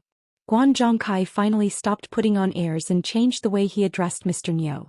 He had no choice but to admit defeat. Not to mention that he might not be a match for Mr. Nyo. The key point was that he couldn't report back. "Mr. Guan, you're not the only one who has something important to discuss with Senior Nyo. Everyone said so. But rules are rules. Please." Fu Chun sent the guest off for the third time. "I'm different from them." That's not right." Guan Zhongkai was startled and said with a face full of suspicion, "I've been here for less than an hour. It seems like every one of them has been here for more than an hour. Could it be that Senior Nyo is favoring one and discriminating against the others? Could it be that you don't like the people of world commerce? It's true that the people of world commerce are rich and envious." Yu Qianchou continued to drink his tea. Without a word, Fu Chun lifted the lid of the teacup, indicating for him to explain. He really treasured his words like gold. Fu Chun sighed inwardly. Why was he rushing to be ripped off? He had already explained the same words to different people over a dozen times, right? "Mr. Guan, you've really misunderstood Senior Nyo." Fu Chun sighed and said, "Actually, it's for your own good. It's mainly to help you save money. So that you won't be unhappy after spending money." "Save money for me?" Guan Zhongkai had an expression that said the sun rose from the west. He asked in a neutral tone, "What do you mean by that? I want to hear how it's for my own good." Chapter 551. Fu Chun looked at the boss who had a teasing expression and said bluntly, "Let me put it this way. The person before you also had 1 hour of talking time, but that person felt that talking to Senior Nyo wasn't satisfying enough, so he paid for another hour of talking time. You see, if you also didn't feel satisfied enough, wouldn't you also have to pay for another hour of talking time? Isn't this saving you money and doing it for your own good?" Yu Qianchou was amused when he heard this, but felt that something was wrong. He gulped down a mouthful of tea and remained expressionless. Guan Zhongkai turned to look at Yu Qianchou, then at Fu Chun in front of him. The muscles on his face twitched non-stop. He really wanted to kill this guy who was speaking so seriously. He felt that this kid was even more despicable than Yo Yid. He looked sincere but was actually treacherous. "You mean that if I talk to Senior Nyo again, I need to spend more money and add another hour of time?" Guan Zhongkai's tone was slightly cold. As a member of the World Commerce Association who did business with the world, he had seen black-hearted profiteers, but he had never seen such a black-hearted one. "Senior Nyo, time is precious. Don't talk about such meaningless things." Fu Chun sighed and said, Mr. Guan, why do you need to spend this money? I'm really doing it for your own good so that I won't offend you for no reason. You should go back. There are still many people waiting behind you. I'll send you off. Yu Qianzhou looked at Fu Chun with satisfaction. Look at his eyesight. He had picked out a talent at first glance. She was truly someone of his generation. Only this kind of talent had a future in the cultivation world. It seemed that old fart Nongzhu was also like this. But look at how well he was doing. He was so envious of him. Fu Chun. Well done. These fellows from the big sects are all lowly people. They need to be taught a lesson. Go ahead and do it. I'll support everything. This boss specializes in taking care of these fellows who have their eyes on top of their heads. Yu Qianzhou chuckled and transmitted his voice. Guan Zhongkai's expression really darkened. Go back? What a joke. He wasn't Master's biological son. How could he allow himself to make a fool of himself again and again? Was there still a way out now? He finally understood why those people who had gone out earlier had such dark expressions on their faces. I'll endure. Guan Zhongkai heaved a long sigh and without saying a word he took out another bag of spirit stones from his storage bag and handed it to Fu Chun saying, by another round of time 200,000 upper-grade spirit stones, count them clearly for me. Mr. Guan, why are you doing this? Senior Niu said that he really doesn't want to earn money that goes against his conscience. Fu Chun gently pushed back. He couldn't help but sigh in his heart. Once upon a time he would never be able to talk to a tribulation-passing realm expert of a famous sect like this. This bunch of arrogant fellows. Not to mention looking at them, they simply treated them like weeds. If they wanted to kill them they could do so with a wave of their hands. How many loose cultivators' bones were still silently crying in the wilderness?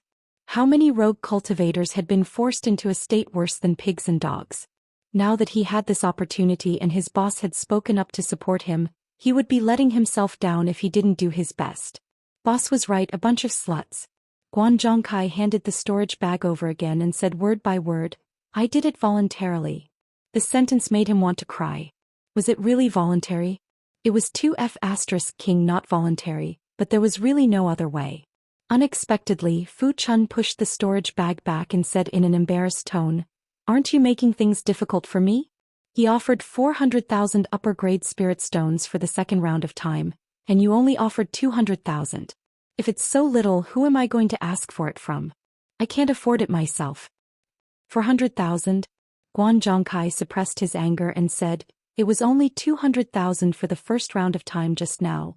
Why did it double in an instant? Mr. Guan, it's really not just for you. Everyone is like this. The rules were set by Senior Niu. Fu Chun said helplessly. Guan Zhongkai glanced at Yu Qianzhou, then turned back and laughed angrily. You don't even have a reason to raise the price just like that. Aren't you guys going too far? Mr. Guan, you can't say that. Fu Chun explained solemnly. Look, just the time you're wasting Senior Niu's time is enough for 2 more people to come in and meet Senior Niu. Then the meeting fee would be 200,000, and if you buy the second round of time, it would also be 200,000. Together 400,000 is just right. Besides, no one is forcing you. If you're not willing, you can leave. I've already advised you to go back, but you... Brat, you're messing with me. Guan Zhongkai finally couldn't take it anymore and grabbed Fu Chun's clothes by his chest. His master was an early-stage soul formation expert, and his grandmaster was a late-stage soul formation expert. Furthermore, he was the chief disciple of the World Chamber of Commerce, the most powerful organization in the cultivation world. When had he ever suffered such a loss? Fu Chun looked at Yu Qianzhou with slight panic. After all, he had been suppressed by the despotic power of the large sects for too long, so he couldn't help but feel subconsciously afraid. Once someone made a move, he would more or less be a little afraid. Oh, today you're the first to dare touch my people in front of me. The people from the World Chamber of Commerce are really something. The teacup in Yu Qianzhou's hand heavily slammed onto the tea table. With a cold humph, the terrifying aura contained within the black fire in his body instantly surged out. The temperature in the hall instantly dropped to freezing point. A boundless and ferocious icy aura instantly enveloped Guan Zhongkai's body. Despair, death, indifference, and all sorts of extremely negative emotions made Guan Zhongkai feel as if he had suffered a heavy blow. His face instantly turned pale and he let go of Fu Chun in a panic. He looked at Yu Qianzhou with a face full of fear and stammered, Say, Senior, please calm down there. There's something we can talk about. The taste of despair in the icy aura made it almost impossible for him to have any thoughts of resisting. At this moment Yu Qianzhou was sitting there like the god of death from hell was staring at him. Fu Chun quivered and took a few steps back, breaking away from the heart-palpitating aura on Guan Zhongkai's body. He turned pale with fright as he looked at Boss. When he was grabbed by Guan Zhongkai, he felt that the terrifying aura that suddenly enveloped Guan Zhongkai's body came from Boss. It was a terrifying aura that made one's soul tremble with fear. Although that terrifying aura wasn't targeted at him, Fu Chun didn't doubt that this aura alone could kill him. It was too terrifying. For the first time Fu Chun looked at Yu Qianzhou with an expression of extreme reverence. She didn't know how high this boss's cultivation was. The abilities that he revealed were more and more frightening each time. Now you know there's something to talk about? Yu Qianzhou made an exception and spoke without asking for money. However, this wasn't a good thing for Guan Zhongkai. He said in an abnormally cold tone, "You dare to touch my people in front of me, are you tired of living?"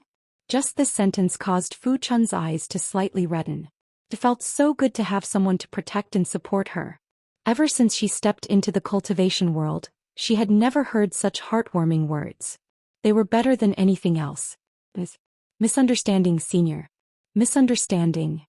Guan Zhongkai stood there trembling. He wanted to teleport away from that terrifying aura, but he found that the true essence in his body seemed to have frozen. The netherworld ghost fire that could separate the human world and the netherworld was no joke. It was the rolling black fire that burned between the human and ghost worlds. It was a symbol of life and death for humans and ghosts. It should be known that even with Bai Chongqun's cultivation he couldn't cross the netherworld fire sea, so its power could be imagined. When Yu Qianzhou was still in the middle stage of the nascent soul realm, he could control the black fire's aura to deal with Ze, who was in the late stage of the tribulation passing stage. Now that his cultivation had soared to the middle stage of the tribulation passing stage, his ability to control the black fire's aura was not just a little bit better. After his aura locked onto Guan Zhongkai, he could sense his every move. He could increase the pressure at any time to prevent him from escaping, and he wouldn't be as careless as when he tortured Ze, causing her to faint on the spot. Of course, if Guan Zhongkai escaped before Yu Qianzhou's aura locked onto him, Yu Qianzhou wouldn't be able to do anything to him. After all, there was a huge difference in cultivation between the two of them. He wouldn't be able to catch up even if he wanted to. The key was that he was locked onto due to a moment of carelessness. On a run. With his cultivation it would be very difficult. If Yu Qianzhou wanted him dead now, it would be as easy as crushing an ant. Misunderstanding? I think you're used to being arrogant. Yu Qianzhou coldly snorted. Don't think that the world commerce is that great. There are some people and some things that your world commerce can't afford to offend. Do you believe that even if I kill you now, Yin Baikong won't be able to do anything to me? To be honest, with the new and old hatred, Yu Qianzhou really wanted to kill him now. But for the sake of long-term plans he had to let him live for the time being. I believe you. Guan Zhongkai heard a glimmer of hope in his words and hurriedly grabbed onto it. Senior, please be magnanimous. He had completely given in. Magnanimous? This hand of mine is really expensive, and it's not just an ordinary kind of expensive. Yu Qianzhou's face was cold and unyielding with killing intent. He didn't mean to scare him, but he did it on purpose.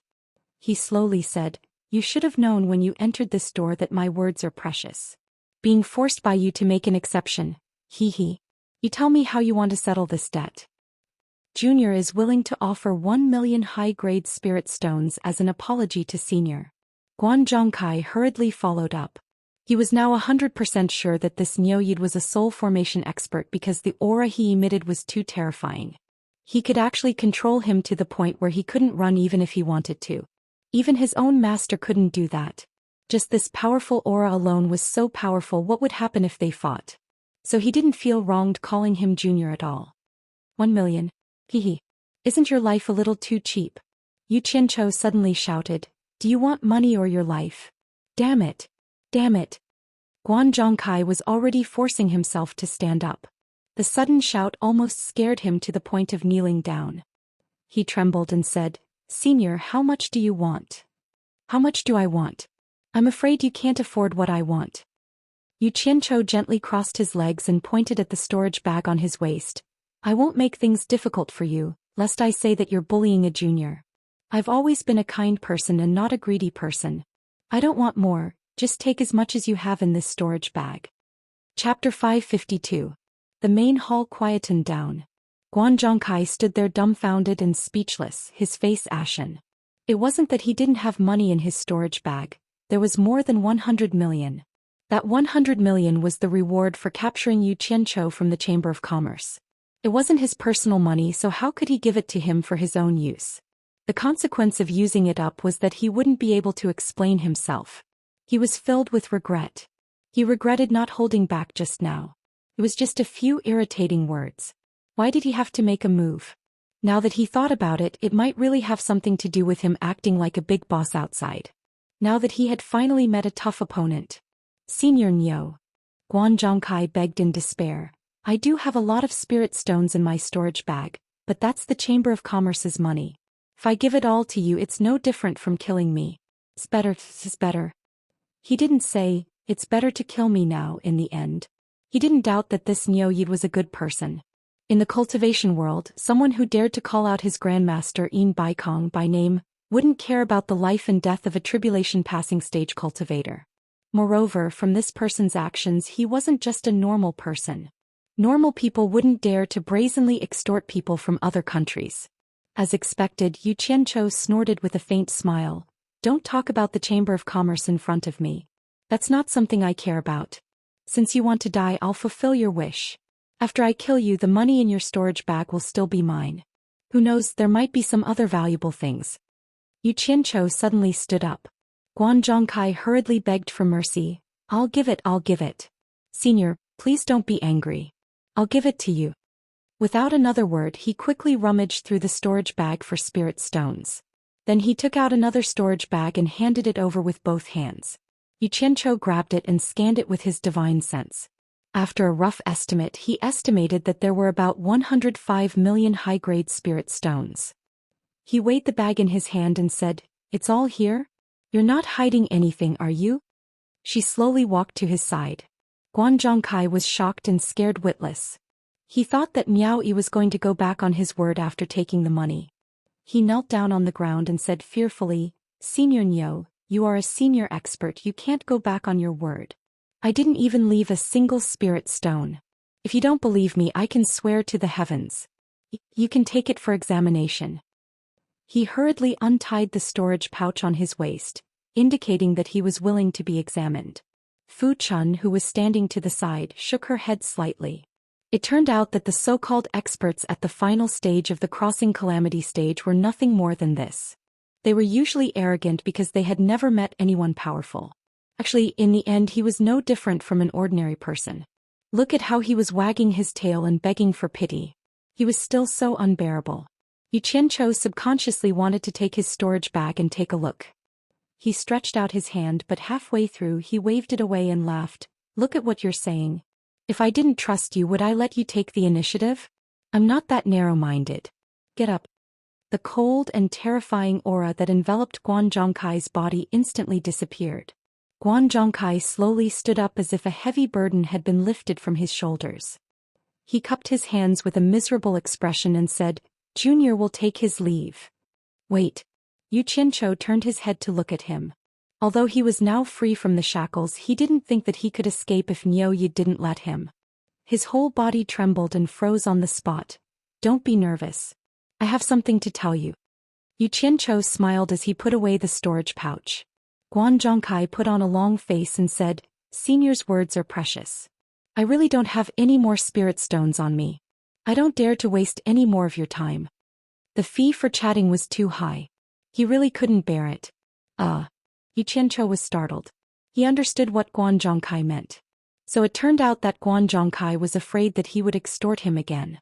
Slightly embarrassed, he waved his hand and said, I'm not that greedy. This time it's free. Thank you, Senior. Junior is all ears. Guan Zhongkai stood there woodenly with his hands behind his back. Yu Qianzhou smiled and asked, I heard that your master Sikongju has already led people to Gold Casting City? Why yes. Guan Zhongkai looked at him in bewilderment. He didn't know what Niu Yi wanted to do. When you go back, you can tell your master Sikongju everything that happened here. If he's unhappy, tell him to come and find me. I don't dare, I don't dare. Guan Zhongkai put on a look of fear and trepidation.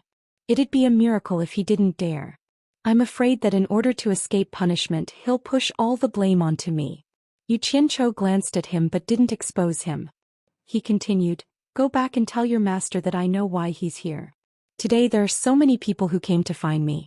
They're all here for the same reason as your master. Finally getting to the main topic, Guan Zhongkai woke up and hurriedly said, Senior Niu, I'm here on master's orders. Please come to Gold Casting City and meet my master. You're only saying it now? What were you doing before? Yu Qianzhou rolled his eyes and said, I'm not going. Guan Zhongkai swallowed the words that were about to come out of his mouth. He couldn't afford to offend him. He thought to himself, you're the one talking nonsense. You didn't even give me a chance to say it. Yu Qianzhou waved his hand and said, I won't beat around the bush. All the countries want to recruit me, but I'm not related to any of you. Talking about friendship is nonsense. In short, whoever gives me the most money will be able to invite me. As for the World Commerce Association's name, it's still a little small and can't suppress me. Let your master not worry. 10 days later, all the countries will send people to report their base price. I'll go with whoever offers the highest price. Alright. I'm still busy here, so I won't keep you. Send the guest off. Please. Fu Chun raised her hand and gestured for him to leave. Guan Zhongkai bade farewell and quickly left. He didn't want to stay here a minute longer.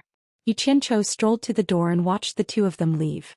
Inside the courtyard, Merlin could faintly hear Fu Chun say, Mr. Guan, after you go out, you must announce the rules inside to everyone.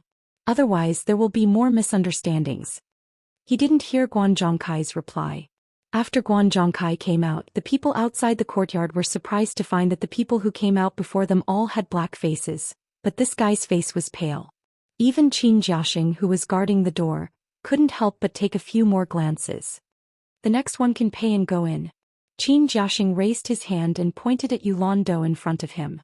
Yulan Do grabbed Guan Zhongkai and asked, Brother Guan, what's wrong? But what happened inside? What happened? He almost lost his life. Guan Zhongkai was scared just thinking about it. His gaze swept across the crowd. There were even some people who had grudges with him. He thought to himself, damn it. If they were to be unlucky, then everyone would be unlucky. Why should they tell them the rules inside? He wasn't wrong to think this way. If there were only a few people who were cheated, then these few people would definitely be unlucky when they returned. But if everyone was cheated, then they could only blame Niu Yid for being too cunning and not everyone else. If a few of them were idiots, then it was understandable. There was no reason to say that everyone was an idiot. In this way the law wouldn't punish everyone. At least everyone would receive a lighter punishment because it had nothing to do with incompetence or incompetence. He wanted to leave, but he hesitated when he saw Yulan Do. After all, their friendship wasn't shallow. Thus he grabbed him and said, Come with me, I have something to tell you. He wanted to tell Yulan Do alone. He didn't want others to benefit from it. Qin Jiaxing glanced at them coldly and didn't rush them. He thought about what his boss had said when he was strolling in the plum forest. I won't play with schemes today. This time I'm playing with people's hearts. I'll openly set up a big formation here. Let's see who can break my formation. This formation doesn't take people's lives. It only discerns people's hearts. Anyone who enters the formation will be able to see through the method to break it. However, those who are selfish, I hope they won't disappoint me. At that time, when Fu Chun saw his bleak and sighing face, she was puzzled and said, Boss, if we can really earn money, you should be happy. From your tone, why do you sound so depressed? Earning money is secondary. You won't understand even if I explain. Boss shook his head and sighed. I've killed many people, many people. Maybe in the future more people will die because of me. I just want to know if what I did was wrong. If people's hearts aren't what they used to be, then it doesn't matter. I know what to do in the future. The two of them looked at each other. They didn't know how many people their boss had killed. Was it a few dozen or a few hundred? However, the two of them could hear that their boss was a little guilty. Fu Chun asked curiously, Then why do you hope that someone can break your big formation? Won't this make you feel uneasy? Boss glanced at the two of them and smiled faintly. He didn't explain much and slowly walked into the hall. As he walked, he softly muttered, riding a sword to traverse the vast heaven and earth, white bones like a mountain, startling birds. Why do you have to do this? The two of them didn't understand why their boss suddenly became so sentimental. In short, they were confused and didn't know what he meant. However, at that time, Qin Jiaxing and Fu Chun didn't really believe that this method could make money. They estimated that at most 1 or 2 unlucky people would be enough. If this method could make a lot of money, then everyone in the world was an idiot. However, the result made the two of them speechless. They really admired their boss from the bottom of their hearts. It was such a simple setup, but everyone rushed to give money to him. They couldn't even be chased away. This wasn't the most important thing. The most important thing was that those people who suffered losses didn't have anyone to threaten them. No matter how many times they urged them to reveal the truth, they wouldn't do it. Although they were all angry, they really kept their mouths shut. They couldn't wait for everyone to suffer losses. The two of them looked on coldly from the side, but they were sighing in their hearts. They finally understood why their boss said this was a big formation. Why he said this formation didn't take people's lives but only discerned their hearts. Sure enough, it was all because of selfishness. This person's selfishness really made people speechless. Yulando was holding a storage bag in his hand and was about to hand it over to Qin Jiaxing. After Guan Zhongkai's disturbance, he didn't know whether to leave or stay. He dawdled there and the others couldn't take it anymore. The people behind him shouted, "Yulando, are you going in or not? If you want to go in, then be straightforward. If you don't want to go in, then leave. Don't block the way." Yulando lightly shook off Guan Zhongkai's hand that was holding him. He pointed behind him unhappily and said, "Brother Guan, you've finished your business. You should let me go back as soon as possible." What he meant was that it wasn't easy for so many people to queue up. "If you pull me away now, won't I be at the back of the queue when I return? Aren't you harming me?"